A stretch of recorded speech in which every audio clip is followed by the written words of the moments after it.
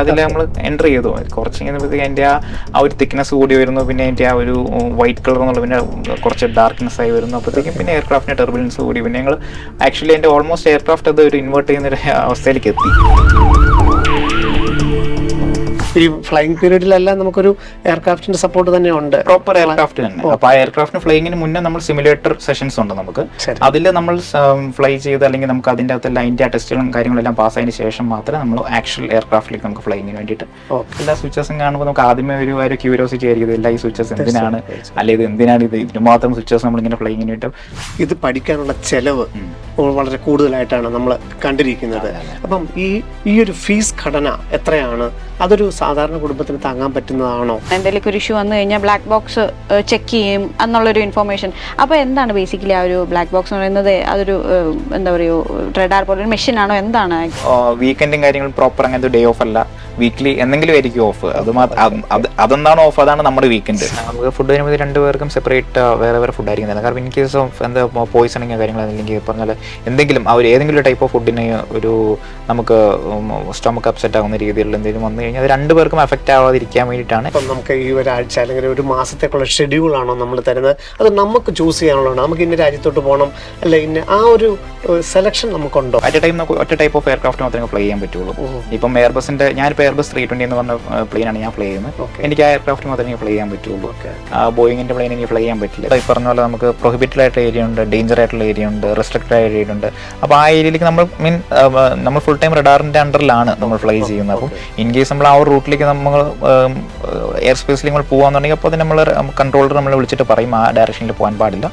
ഒരാൾക്ക് ഒരു പൈലറ്റിന് ഒരു എന്തെങ്കിലും അപ്സെറ്റ് ആയി അല്ലെങ്കിൽ എന്തെങ്കിലും പ്രശ്നം വന്നു കഴിഞ്ഞാൽ നമുക്ക് ക്യാബിൻ ക്രൂവിനെ നമുക്ക് ഹെൽപ്പിന് വിളിക്കാം. പക്ഷെ അവർക്ക് ഫ്ലൈ ചെയ്യാനുള്ള അതിന്റെ ട്രെയിനിങ് കിട്ടിയിട്ടില്ല. നമ്മൾ തന്നെയാണ് ഇതിന്റെ ഫുൾ കൺട്രോൾ എന്ന് പറഞ്ഞാലും ഒരു ഓട്ടോ പൈലറ്റിംഗ് സിസ്റ്റം ഉണ്ട് എന്നുള്ളത് നമ്മൾ കേട്ടിട്ടുണ്ട്.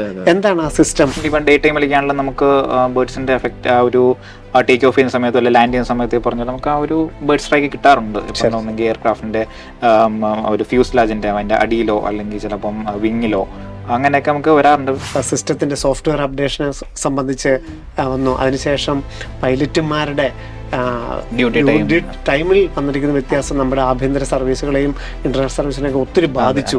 അതിന്റെ ഒരു ആഫ്റ്റർ എഫക്ട് എന്താണ്? ഇപ്പം ലൈസൻസ് എടുത്തതിന് ശേഷം ആൾക്കാർ ജോലിക്ക് കയറി ഒരു കമ്പനി ജോലിക്ക് കയറിയതിന് ശേഷമായിരിക്കും അവർ ആ ഒരു ഏത് എയർക്രാഫ്റ്റ് ഞാൻ പറഞ്ഞതുപോലെ തന്നെ ഏത് ടൈപ്പ് ഓഫ് എയർക്രാഫ്റ്റ് ആണ് ഫ്ലൈ ചെയ്യേണ്ടത് എന്നുള്ളത് കമ്പനി തീരുമാനിക്കുന്ന അനുസരിച്ചാണ് അവർ നമ്മൾ എടുക്കുന്നത്. സെലിബ്രിറ്റീസും കാര്യങ്ങളൊക്കെ നമുക്ക് ഫ്ലൈങ്ങിൽ നമുക്ക് എല്ലാ തരത്തിലുള്ള ക്രിക്കറ്റേഴ്സിനെയൊക്കെയാണല്ലോ നമുക്ക് അങ്ങനെ കൊണ്ടുപോകാനുള്ള ഓപ്ഷൻ കിട്ടിയിട്ടുണ്ട്. അത് മാത്രമല്ല നമുക്ക് സ്പെഷ്യൽ കൺസിഡറേഷൻ ആണ്. ഇപ്പൊ ക്യാപ്റ്റന്റെ ഫാമിലി ഉണ്ടെന്ന് പറയുമ്പോഴത്തേക്കും ക്യാബിൻ ക്രൂ നമുക്ക് വന്ന് പ്രത്യേകമായിട്ടുള്ള പരിഗണന തരും. എല്ലാവരും ഓക്കെ ആണോ എന്ന് അവർ ഇടയ്ക്കിടയ്ക്ക് വന്ന് അന്വേഷിക്കുക. അത് ഞങ്ങളെ സംബന്ധിച്ച അച്ഛനെയും അമ്മയും എന്നെയൊക്കെ സംബന്ധിച്ച് വളരെ ഭയങ്കര ബ്യൂട്ടിഫുൾ ആയിട്ടുള്ള ഒരു മൊമെന്റ് ആയിരുന്നു.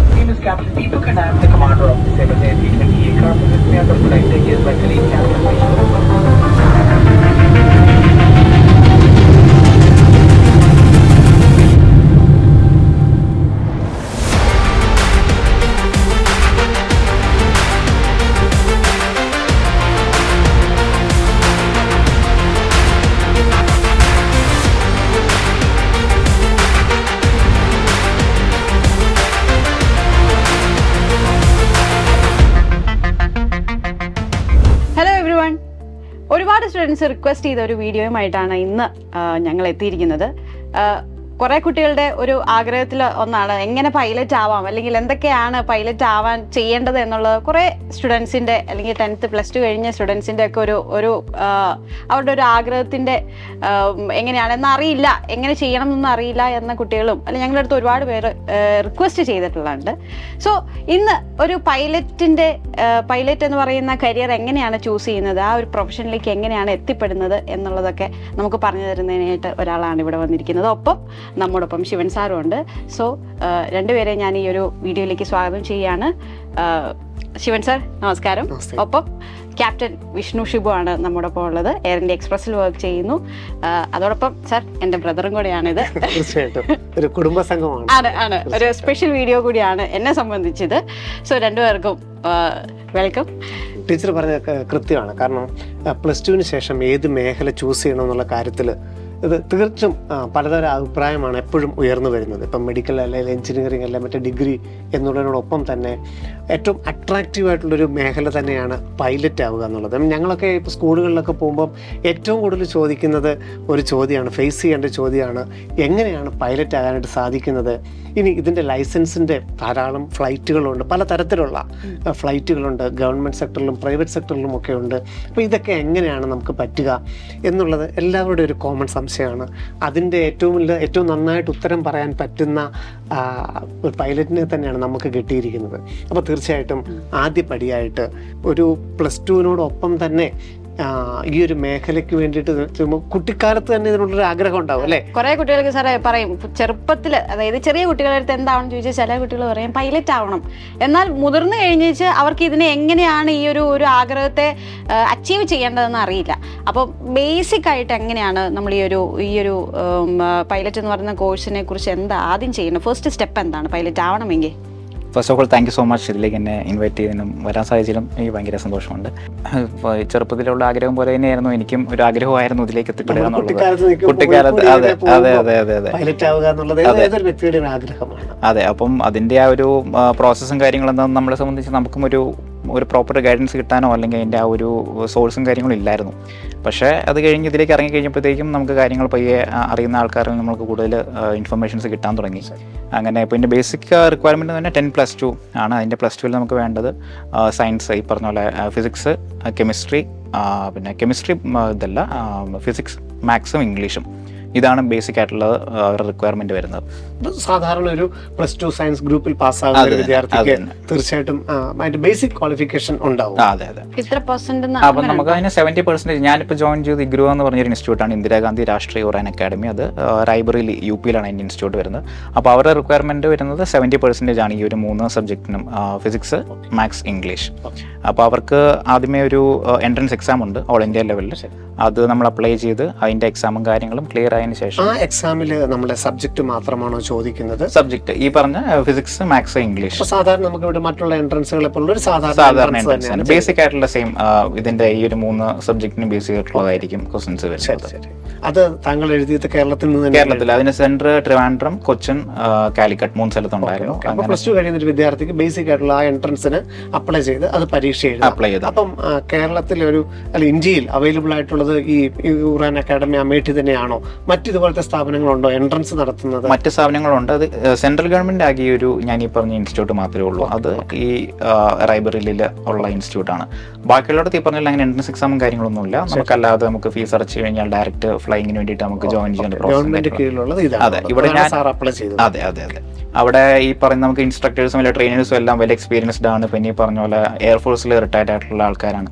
അപ്പോൾ അതിന്റെ ആ ഒരു എവിടെയാണ് നമ്മൾ ട്രെയിൻ ചെയ്യേണ്ടതെന്നുള്ളതിന് ഒരു പ്രാധാന്യം ഉണ്ട്. അതെ അതെ. നമ്മളിപ്പോൾ സെലക്ട് ചെയ്യുന്നതിന് അതിൻ്റെതായ ഒരു ഇമ്പോർട്ടൻസ് ഉണ്ട്. കാരണം നമ്മളിപ്പോൾ ജോലിക്ക് നമുക്ക് ഈ CP ലൈസൻസ് കിട്ടി നമ്മൾ ഫ്ലൈങ് അവിടെ ചെയ്ത് നമ്മൾ ചെയ്യുന്നതിന്റെ ആ ഒരു ഇമ്പോർട്ടൻസ് നമുക്ക് അവിടെ വാല്യൂ ഉണ്ട്. നമ്മൾ ആ ഒരു ഫ്ലൈ ഇപ്പോൾ ഒരു ഏത് എയർലൈൻസിൽ കയറുമ്പോഴാണ് ഞാനിപ്പോൾ പഠിച്ചെടുത്ത് ഇഗ്രുവല പഠിച്ചെന്ന് പറയുമ്പോൾ അതിൻ്റെതായ ഒരു വാല്യൂ ഉണ്ട്. തീർച്ചയായും. ഓക്കെ. ഈ എൻട്രൻസിന് ശേഷം മെഡിക്കൽ ഫിറ്റ്നസ് എന്താണ് അടുത്ത ഘട്ടത്തിലോട്ട്? ഇത് ക്വാളിഫൈ ചെയ്തു, എന്താണ് അടുത്ത ഘട്ടത്തിലേക്ക് കിടന്നത്? നമുക്ക് ആദ്യം സത്യം പറഞ്ഞാൽ നമുക്ക് മെഡിക്കലി നമ്മൾ ഓക്കെ എന്നുള്ള രീതിയിൽ അത് ആക്കുന്നതായിരിക്കും. ഒരു പൈലറ്റ് ഇപ്പോൾ ഒരു ആർമി പേഴ്സൺ ആകാനായിട്ട് പ്രത്യേക മെഡിക്കൽ ഒരു നിഷ്കർഷയുണ്ട്. അതുപോലെ ഒരു പൈലറ്റിന് വേണ്ട ബേസിക് മെഡിക്കൽ ഫിറ്റ്നസിനെ കുറിച്ച് അല്ലെങ്കിൽ അതാണോ അടുത്ത ഘട്ടം? അല്ലാതെ ആദ്യം തന്നെ നമ്മൾ ഒരു പൈലറ്റ് ആകണമെങ്കിൽ ഇങ്ങനെയൊക്കെ ആവണം എന്നൊരു നിഷ്കർഷയുണ്ടോ? നമുക്ക് മെഡിക്കലി നമ്മൾ ആദ്യമേ ക്ലിയർ ചെയ്യുന്നതായിരിക്കും ബെറ്റർ എന്നാണ് എൻ്റെ ഒരു സജഷൻ സത്യം പറഞ്ഞാൽ. കാരണം ഇപ്പോൾ ഫ്ലൈയിങ് ചെയ്ത് മെഡിക്കലി ആദ്യം തന്നെ ക്ലിയർ ആക്കണമെന്ന് മാൻഡേറ്ററി അല്ല. പക്ഷേ ഈ പറഞ്ഞ പോലെ ഫ്ലൈയിങ് ചെയ്ത് ചില ആൾക്കാർക്ക് ഇപ്പം പറഞ്ഞ പോലെ എൻ്റെ ഫ്രണ്ട്സ് കുറച്ച് അങ്ങനെ പേർക്ക് അങ്ങനെ പറ്റിയവരുണ്ട്. ഈ പറഞ്ഞ പോലെ ആ ഒരു കോഴ്സിന്റെ ഇടയ്ക്ക് വെച്ച് അവർക്ക് എന്തെങ്കിലും ഇഞ്ചുറി കാര്യങ്ങൾ വന്നു, അല്ലെങ്കിൽ ഈ പറഞ്ഞ പോലെ പെർമനന്റ് ആയിട്ട് ഈ പറഞ്ഞ പോലെ ഡിസീസ് ഒക്കെ വന്നു കഴിഞ്ഞാൽ അപ്പം ബെറ്റർ എൻ്റെ ഒരു സജഷൻ പ്രകാരം ഈ പറഞ്ഞ പോലെ ആദ്യമേ തന്നെ മെഡിക്കലി രണ്ട് ഘട്ടമായിട്ട് നടന്നു. Class 2 medical, class 1 medical. അപ്പോൾ ക്ലാസ് 2 മെഡിക്കൽ നമ്മൾ ആദ്യം ചെയ്ത് അതിന്റെ അസസ്മെന്റ് കിട്ടിയതിന് ശേഷം പിന്നെ ക്ലാസ് 1 മെഡിക്കൽ നമ്മൾ പോകണം. അപ്പോൾ ക്ലാസ് 1 നമ്മൾ ശരിക്കും പറഞ്ഞാൽ എയർഫോഴ്സിന്റെ മറ്റേ ഹോസ്പിറ്റലിൽ മാത്രമേ പോകാൻ പറ്റുള്ളൂ നമുക്ക്. അപ്പോൾ ആദ്യം ഞാൻ പോയ സമയത്ത് ആകെ അത് ബാംഗ്ലൂരും ഡൽഹിയിലും ബോംബെയിലും മാത്രമേ ഉള്ളായിരുന്നു. പക്ഷെ ഇപ്പോൾ അത് പലയിടത്തും അവൈലബിൾ ആയിട്ടുണ്ട്. അപ്പോൾ DGCA ആണ് ഇതിന്റെ ഹെഡായിട്ട്, ഏവിയേഷൻ ഹെഡായിട്ട് വരുന്നത്. അപ്പോൾ അവർ അപ്രൂവ് ചെയ്തേക്കുന്ന ഹോസ്പിറ്റലും കാര്യങ്ങളും ഉണ്ട്. അപ്പോൾ അവിടെ ചെന്ന് കഴിഞ്ഞാൽ നമുക്ക് ഈ ക്ലാസ് 1 മെഡിക്കൽ ചെയ്യാൻ പറ്റും. നോർമൽ ഉള്ള ഒരു +2 വിദ്യാർത്ഥിക്ക് ഇത് അച്ചീവ് ചെയ്യാൻ പറ്റുന്നതാണ്, അല്ലെങ്കിൽ ഫിറ്റ് ആയിരിക്കും. തീർച്ചയായിട്ടും. അതെ. എനിക്ക് തോന്നുന്നു ഇതിന്റെ ഈ ചെക്കിങ്ങിൽ അവര് കംപ്ലീറ്റ്, എനിക്ക് തോന്നുന്നു തലതൊട്ട് കാല് വരെ ഉള്ള ചെക്കിംഗ് ആണ്. അപ്പം ആ സമയത്ത് തന്നെ പ്രായം നോക്കാൻ അവര് ഷുഗറും പ്രഷർ വേരിയേഷൻ അങ്ങനെയുള്ള എല്ലാം ചെക്ക്, ബ്ലഡ് ചെക്കും എല്ലാം ഉണ്ടാവും അല്ലേ? വിഷൻ ഒരു ഏറ്റവും പ്രധാനമുള്ള ഒരു ഘടകം തന്നെയാണ്. അതും ഇതിന്റെ കൂടെ നമുക്ക് സ്പെക്സ് യൂസ് ചെയ്യാം. പക്ഷേ സ്പെക്സ് യൂസ് ചെയ്തുകൊണ്ട് 6x6 ആയാൽ മതി. അല്ലാതെ നമുക്ക് അങ്ങനെ വേറെ കണ്ണാടി ഉപയോഗിച്ചു എന്ന് അതിന്റെ പ്രശ്നമില്ല. അങ്ങനത്തെ പ്രശ്നമില്ല. അങ്ങനെ ഒരു മെഡിക്കൽ ചെക്കപ്പ് കഴിയുന്നു. അപ്പം അത് നമ്മൾ ക്വാളിഫൈ ചെയ്തു. അടുത്ത ഘട്ടത്തിലേക്ക് നമുക്ക് ഇതിന്റെ ഒരു ട്രെയിനിങ് സെഷനിലോട്ട് കടക്കുകയാണോ? എന്താണ് അടുത്ത ഘട്ടം? അത് കഴിഞ്ഞ് ഞാൻ ഈ പറഞ്ഞ പോലെ ഈ എൻട്രൻസ് എക്സാം എഴുതി പാസ്സായി. ഞാൻ പഠിച്ച ഇൻസ്റ്റിറ്റ്യൂട്ടിലെ കാര്യമാണ് പ്രോസസ് ഞാൻ പറയുന്നത്. അപ്പൊ അവിടുത്തെ തന്നെയാണ് നമ്മുടെ കുട്ടികൾ ഏറ്റവും കൂടുതൽ ഫോക്കസ് ചെയ്യുന്നത്. അത് തന്നെയാണ് ഇപ്പോഴും. കാരണം സെൻട്രൽ ഗവൺമെന്റ് അതിന്റെ ഒരു വാല്യൂ ഉണ്ട്. പിന്നുള്ളത് നമുക്കറിയാം, ND എഴുതിയിട്ട് എയർഫോഴ്സ് വഴി പോകുന്ന ഒരു രീതിയൊക്കെ, അല്ലെങ്കിൽ പ്രൈവറ്റ് ആയിട്ട് പോകുന്നു. പക്ഷെ ഇഗ്രു തന്നെയാണ് ഇപ്പോഴും കുട്ടികൾ ആദ്യം ഫോക്കസ് ചെയ്യേണ്ടത്. നമ്മുടെ ഒരു ആസ്പെക്ടിൽ പറഞ്ഞാൽ നീറ്റ് എഴുതി മെഡിക്കൽ കോളേജസിൽ കയറുന്ന ആ ഒരു എന്ന് പറയുമ്പോൾ എല്ലാവർക്കും അതിൻ്റെതായിട്ടുള്ള ഒരു ഇഷ്ടം കൂടുതലുണ്ടല്ലോ എന്ന് പറഞ്ഞ പോലെ ആയിരിക്കും അല്ലെ നിങ്ങൾക്ക് ആ ഒരു ഇഗ്രോയില് സെൻട്രൽ ഗവൺമെന്റിന്റെ ഒരു ഇതിൽ കയറാന്ന് പറയുന്നത്. അതെ. ആ ഒരു എൻട്രൻസ് എക്സാം എഴുതി പാസ്സായതിനു ശേഷം അത് പിന്നെ ഒരു സൈക്കോമെട്രിക് ടെസ്റ്റ് ഉണ്ട്. പിന്നെ അത് കഴിഞ്ഞ് അത് പാസ്സായി കഴിയുമ്പോഴത്തേക്ക് ഒരു ഇന്റർവ്യൂ പ്ലസ് ഒരു ഗ്രൂപ്പ് ഡിസ്കഷൻ ഉള്ള രീതിയിൽ അവർ നമ്മൾ വിളിക്കും. എവിടെയെങ്കിലും എലിമിനേഷൻ ഉണ്ടോ? അതായത് ഇപ്പൊ എൻട്രൻസ് എഴുതി പാസ്സാകുന്ന ഒരു 100 പേരാണ്. ഇതിന്റെ ഈ പല ഘട്ടങ്ങളിൽ നിന്നും എലിമിനേറ്റ് ആയി പോകുന്നവരുണ്ട്. ഓരോ സ്റ്റേജിൽ അവർ എലിമിനേറ്റ് ആക്കി ഈ പറഞ്ഞ പോലെ അതിന്റെ ആ ഒരു ഫൈനൽ ഷോർട്ട് ലിസ്റ്റ് ചെയ്യുന്ന ഒരു ലിസ്റ്റ് ആയിരിക്കും അവസാനം അവരിടുന്നത്. അങ്ങനെയാണ് നമുക്ക് അവിടെ ജോയിൻ ചെയ്യാൻ പറ്റുന്നത്. അങ്ങനെ ജോയിൻ ചെയ്ത് ആദ്യമേ അവിടെ നമുക്ക് ഗ്രൗണ്ട് ക്ലാസ്സും കാര്യങ്ങളുണ്ട്. ഇതിന് വേണ്ടിയിട്ട് ടോട്ടൽ 5 സബ്ജക്ട്സ് +2 2 ഉള്ളത് നമ്മൾ ഫ്ലൈ ചെയ്യുന്ന എയർക്രാഫ്റ്റ് ഉണ്ട്. നമുക്ക് 200 hours ആണ് നമുക്ക് ഈ CPL ടോട്ടൽ ഫ്ലൈയിങ് വേണ്ടത്. അപ്പൊ അതിൽ നമ്മൾ സിംഗിൾ എഞ്ചിൻ എയർക്രാഫ്റ്റും ഫ്ലൈ ചെയ്യുന്നുണ്ട്, പിന്നെ മൾട്ടി എഞ്ചിൻ എയർക്രാഫ്റ്റ് നമ്മൾ ഫ്ലൈ ചെയ്യുന്നുണ്ട്. അപ്പൊ ആ ഫ്ലൈ ചെയ്യുന്ന എയർക്രാഫ്റ്റിന്റെയും സ്പെസിഫിക് ആയിട്ട് നമ്മൾ എക്സാം എഴുതി പാസ്. നമ്മൾ ഈ കോഴ്സിന് ജോയിൻ ചെയ്തതിന് ശേഷം ഇത് മൊത്തത്തിൽ എത്ര വർഷ കോഴ്സാണ്? അത് ഒരു ഇപ്പം ഇവര് പറയുന്ന ഒരു 18 months to ഒരു 30 months എന്നുള്ള രീതിയിലാണ്. പക്ഷെ അത് കൂടുതൽ എടുക്കുന്നവരും ഉണ്ട്. നമുക്കിപ്പം എക്സാം എല്ലാം ഈ പറഞ്ഞ സബ്ജക്ട് എല്ലാം പാസ്സായി പിന്നെ ഫ്ലൈയിങ്ങിന്റെ ആ ഒരു ഇപ്പം വെദർ വൈസ് എന്തെങ്കിലും പ്രശ്നങ്ങളുണ്ടെങ്കിൽ ഫ്ലൈയിങ് ഒക്കെ കുറച്ച് സ്ലോ ആകും. അപ്പൊ അതൊക്കെ വെച്ചിട്ടാണ് നമുക്ക് ഫ്ലൈയിങ്ങിന്റെ അല്ലെങ്കിൽ ആ ഒരു ടോട്ടൽ ഡ്യൂറേഷൻ നമുക്ക് വരുന്നത്. നമ്മൾ ജോയിൻ ചെയ്തതിന് ശേഷം നമ്മുടെ ഏറ്റവും ആഗ്രഹമായിരിക്കുമല്ലോ ഒരു ഫ്ലൈറ്റിന്റെ കോക്പിറ്റിൽ ഇരിക്കുക എന്ന് പറയുന്നത്. അത് എത്ര നാൾക്ക്, ഒരു 6 മാസം അല്ല ഒരു എത്ര നാളുകൾക്ക് ശേഷമായിരിക്കും? അതോ ആദ്യം മുതൽ തന്നെ നമുക്കൊരു ഫ്ലൈയിങ് എക്സ്പീരിയൻസ് കിട്ടുന്നുണ്ടോ? നമുക്ക് ട്രെയിനിങ്ങിന്റെ സമയത്തുള്ള ഒരു എയർക്രാഫ്റ്റ് എന്ന് പറഞ്ഞാൽ ചെറിയ എയർക്രാഫ്റ്റ് ആയിരിക്കും. ഈ പറഞ്ഞ പോലെ അതിന്റെ മൊത്തം ഒരു 4 പേർക്ക് അല്ല 5 പേർക്ക് മാക്സിമം പോകാം. അത് ആദ്യം തൊട്ട് തന്നെ ഉണ്ട്. അതാദ്യം തൊട്ട് തന്നെയുള്ള ആ ഒരു രീതിയിലാണ് ട്രെയിനിങ്ങിന് കിട്ടുന്ന എയർക്രാഫ്റ്റ്. അത് കഴിഞ്ഞ് പിന്നെ ജോലിക്ക് കിട്ടുന്ന അനുസരിച്ചാണ് നമുക്ക് ഏത് ടൈപ്പ് ഓഫ് എയർക്രാഫ്റ്റ് അത് അതിനുശേഷമുള്ളതാണ്. ഈ ഫ്ലൈയിങ് പീരീഡിലെല്ലാം നമുക്കൊരു എയർക്രാഫ്റ്റിന്റെ സപ്പോർട്ട് തന്നെ ഉണ്ട്, പ്രോപ്പർ എയർക്രാഫ്റ്റ് തന്നെ. അപ്പൊ ആ എയർക്രാഫ്റ്റിന് ഫ്ലൈയിങ്ങിന് മുന്നേ നമ്മൾ സിമുലേറ്റർ സെഷൻസ് ഉണ്ട് നമുക്ക്. അതിൽ നമ്മൾ ഫ്ലൈ ചെയ്ത് അല്ലെങ്കിൽ നമുക്ക് അതിന്റെ അകത്ത് അതിന്റെ ടെസ്റ്റുകളും കാര്യങ്ങളെല്ലാം പാസ്സായതിനു ശേഷം മാത്രമേ നമ്മൾ ആക്ച്വൽ എയർക്രാഫ്റ്റിലേക്ക് നമുക്ക് ഫ്ലൈയിങ്ങിന് വേണ്ടിയിട്ട് നമ്മളെ മാറ്റുള്ളൂ. സിമുലേറ്റർ എന്ന് പറയുമ്പോഴത്തേക്കും അതായത് ആക്ച്വൽ ഫ്ലൈയിങ്ങിന്റെ ഒരു എക്സ്പീരിയൻസ് തന്നെ ആ എയർക്രാഫ്റ്റിന്റെ സെയിം സ്ട്രക്ചർ തന്നെ ഉണ്ടാക്കി വെച്ചിട്ടുള്ള ഒരു സിമുലേറ്റർ സെഷൻ, സിമുലേറ്റർ ആയിട്ടുള്ള ഇതിന്റെ അകത്ത് നമുക്ക് ട്രെയിനിങ് തരും. ഈ പഠിക്കുന്ന കാലയളവിൽ ഈ 30 months എന്ന് പറയുന്ന കാലയളവിൽ നമ്മൾ പഠിക്കുന്നത് ഈ ഫ്ലൈയിങ്ങുമായിട്ട് ബന്ധപ്പെട്ട കാര്യങ്ങളാണോ? മറ്റൊരു ഡിഗ്രി പോലെ മറ്റൊരു സബ്ജക്ട് വൈസ് എന്തെങ്കിലും നമുക്ക് അത് പഠിക്കാൻ വളരെ പാടാണ്, ഇത് ക്വാളിഫൈ ചെയ്യുന്നൊരു കുറവാണ്, അങ്ങനെയുണ്ട്? ഇല്ല, നമുക്ക് ഈ ഫ്ലൈയിങ്ങിനെ ബേസിക് ആയിട്ടുള്ള ആ ഒരു കാര്യങ്ങളോ അല്ലെങ്കിൽ അതിനെ ബേസ്ഡ് ആയിട്ടുള്ള കാര്യങ്ങൾ മാത്രം ഇതിന്റെ അകത്ത് നമ്മൾ പഠിക്കുന്നത്. ഒരു സാധാരണ കുട്ടിക്ക് നമുക്ക് പഠിച്ചെടുക്കാൻ തീർച്ചയായിട്ടും അങ്ങനെയുള്ള വളരെ ടാലന്റഡ് ആയിട്ടുള്ള അല്ലെങ്കിൽ ഇൻബിൽ ബോൺ ടാലന്റഡ് ആയിട്ടുള്ളവർക്കേ പറ്റുള്ളൂ, അങ്ങനെയൊന്നും ഇല്ല. അങ്ങനൊന്നുമില്ല. ബേസിക് ആയിട്ടുള്ള കാര്യങ്ങൾ ഈ പറഞ്ഞ സബ്ജക്റ്റിലാണെങ്കിൽ പറഞ്ഞല്ലോ ഫിസിക്സ്, മാത്സ്, ഇംഗ്ലീഷ് അതിന്റെ ബേസിക് ആയിട്ടുള്ള കാര്യങ്ങൾ വരുന്നു. അല്ലാതെ നമുക്ക് ഈ പറഞ്ഞ ഒരു ഹാർഡ് കോർ ലെവലിൽ പോകേണ്ട ആവശ്യം പോലും നമുക്ക് വരും. ശരിക്കും ഇത് പഠിക്കുന്ന സമയത്ത് അല്ലെങ്കിൽ പഠിക്കുന്നതിന് മുന്നേ നമുക്ക് ഇത് എങ്ങനെയാണ് ഇത് പ്രവർത്തിക്കുന്നത് എന്നൊക്കെയുള്ള ഒരു ക്യൂരിയോസിറ്റി ഉണ്ടായിരിക്കും. അപ്പൊ അത് പഠിക്കാൻ തുടങ്ങി കഴിഞ്ഞപ്പം അത് ഓരോ കാര്യങ്ങളും അങ്ങനെ ക്ലിയർ ചെയ്ത് പോകുമ്പോൾ എന്തായിരുന്നു ഫീൽ ചെയ്തത്? അതായത് ഇപ്പം ഓക്കെ ഞാൻ അന്ന് പണ്ട് കണ്ടുകൊണ്ട് ഇപ്പൊ ഫ്ലൈറ്റ് പോകുന്ന ഇങ്ങനെ, അപ്പൊ അതെന്തായിരുന്നു എങ്ങനെ ഇതിന്റെ ഓരോ സ്വിച്ചുകളും അതിന്റെ കുറെ സ്വിച്ചസും കാര്യങ്ങളും ഉണ്ട്. ഈ പറഞ്ഞ സിമുലേറ്ററിൽ ഇപ്പൊ ഏത് ടൈപ്പ് ഓഫ് എയർക്രാഫ്റ്റ് നമ്മൾ ഫ്ലൈ ചെയ്ത് കഴിഞ്ഞാലും അതിന് മുന്നേ സിമുലേറ്ററിൽ കയറി നമുക്ക് അതിന്റെ പ്രോപ്പർ ട്രെയിനിങ് കിട്ടി. അതെല്ലാം പാസ്സായതിനു ശേഷം നമുക്ക് മനസ്സിലാവും. അപ്പം നമുക്ക് എല്ലാ സ്വിച്ചസും കാണുമ്പോൾ നമുക്ക് ആദ്യമേ ഒരു ക്യൂരിയോസിറ്റി ആയിരിക്കും, എല്ലാ ഈ സ്വിച്ചസ് എന്തിനാണ്, അല്ലെ ഇത് എന്തിനാണ് ഇതിന് മാത്രം സ്വിച്ചസ് നമ്മളിങ്ങനെ ഫ്ലൈയിങ്ങിന് കിട്ടും. പക്ഷെ നമുക്ക് ആ ട്രെയിനിങ് പ്രോപ്പർ കിട്ടി കഴിയുമ്പോഴത്തേക്കും നമുക്കത് എല്ലാം ആയിട്ട് നമ്മൾ ഫെമിലിയർ ആവും. അല്ലെങ്കിൽ നമുക്ക് അത് കഴിയുമ്പോൾ ആ ഒരു ക്യൂരിയോസിറ്റി മാറി പിന്നെ കൂടുതൽ നമുക്ക് അറിയാനുള്ള ആ ഒരു ഇതിനെ നമുക്ക് ഫ്ലൈ ചെയ്യുന്ന സമയത്ത് തന്നെ നമുക്ക് കൺട്രോളിംഗ് ലെവലുമായിട്ടുള്ള കമ്മ്യൂണിക്കേഷനും ഒക്കെ നമ്മൾ പഠിച്ചെടുക്കേണ്ടതായിട്ടുണ്ട്. സിസ്റ്റം ആണല്ലോ നിങ്ങൾ. അതെ അതെ അതെ, നമുക്ക് കൺട്രോളർ ഗ്രൗണ്ട് ചെയ്യുന്ന ഒരു കാര്യങ്ങൾ ചെയ്യും, നമ്മൾ ഇൻഫർമേഷൻസ് പാസ് ചെയ്യുന്നു, നമ്മളനുസരിച്ച് നമ്മൾ കംപ്ലൈന്റ് ചെയ്യും. ഇതിനൊരു നിങ്ങളുടേതായിട്ടുള്ള ഒരു ലാംഗ്വേജ് പോലെ ഒരു അല്ലെ, ഇപ്പൊ നമ്മൾ ഓരോ ടെക്നിക്കൽ ടേംസ് അല്ല, എനിക്ക് തോന്നുന്നു ഇപ്പം യെസ് എന്ന് പറയുന്നതിന് വേറെ ടേം, നോ എന്ന് പറയുന്നതിന് അല്ലെ, അതിനൊക്കെ വേറെ ഇതെല്ലാം നമ്മൾ ട്രെയിനിങ്ങിന്റെ ഭാഗമായിട്ട് നമ്മൾ ചെയ്യുന്നുണ്ട്. ഡേ 1 തൊട്ട് നമ്മൾ ട്രെയിനിങ്ങിന്റെ സമയത്ത് എല്ലാം നമുക്ക് ഏറ്റവും കൂടുതൽ പേരൻസിന്റെ എന്ന് പറയുമ്പം ഇത് പഠിക്കാനുള്ള ചെലവ് വളരെ കൂടുതലായിട്ടാണ് നമ്മൾ കണ്ടിരിക്കുന്നത്. അപ്പം ഈ ഒരു ഫീസ് ഘടന എത്രയാണ്? അതൊരു സാധാരണ കുടുംബത്തിന് താങ്ങാൻ പറ്റുന്നതാണോ? തിരിച്ച് നമുക്കതൊരു നല്ലൊരു സേഫ്, ഇപ്പം സാറിൻ്റെ ഒരു പൊസിഷനിൽ എത്തിക്കഴിഞ്ഞാൽ അതൊരു ചെറിയ എമൗണ്ട് ആണ്. പക്ഷേ ഒരു സാധാരണ കുടുംബത്തിന് ഒരു പക്ഷേ അതൊരു വലിയ ഫീസ് ഘടനയായിരിക്കും. എത്രത്തോളം ചെലവ് വരും നമുക്ക് പഠിച്ചെടുക്കാനായിട്ട്? ഞാൻ പഠിക്കുന്ന സമയത്ത് എനിക്ക് എക്സ്പെൻസ് ടോട്ടൽ എല്ലാം കൂടെ വന്ന് ഒരു 40 lakhs ആയിരുന്നു എൻ്റെ ഈ CQL വർഷം. ഞാൻ 2016 ജോയിൻ ചെയ്തു. പ്ലസ് ടു കഴിഞ്ഞ ആ വർഷം തന്നെ കയറി 2018 ഞാൻ ഫിനിഷ് ചെയ്തു. അപ്പൊ ആ ഒരു സമയത്ത് എനിക്ക് 40 lakhs ആയിരുന്നു ടോട്ടൽ എക്സ്പെൻസ് ആയത്. ഇപ്പം റീസെന്റ് ഞാൻ വന്നിട്ടുണ്ട്. അപ്പം നമുക്ക് ഇതിന് വേണ്ടിയിട്ട് ലോണും കാര്യങ്ങളെല്ലാം അവൈലബിൾ ആണ്. നമുക്ക് ബാങ്ക് നമ്മൾ ആ രീതി അപ്രോച്ച് ചെയ്ത് കഴിഞ്ഞാൽ അവരങ്ങനെ ലോൺ തരും നമുക്ക്. പിന്നെ അതിന്റെ പ്രൊസീജിയറും കാര്യങ്ങളും അവരെങ്ങനെയാന്നുള്ളത് കറക്റ്റ്.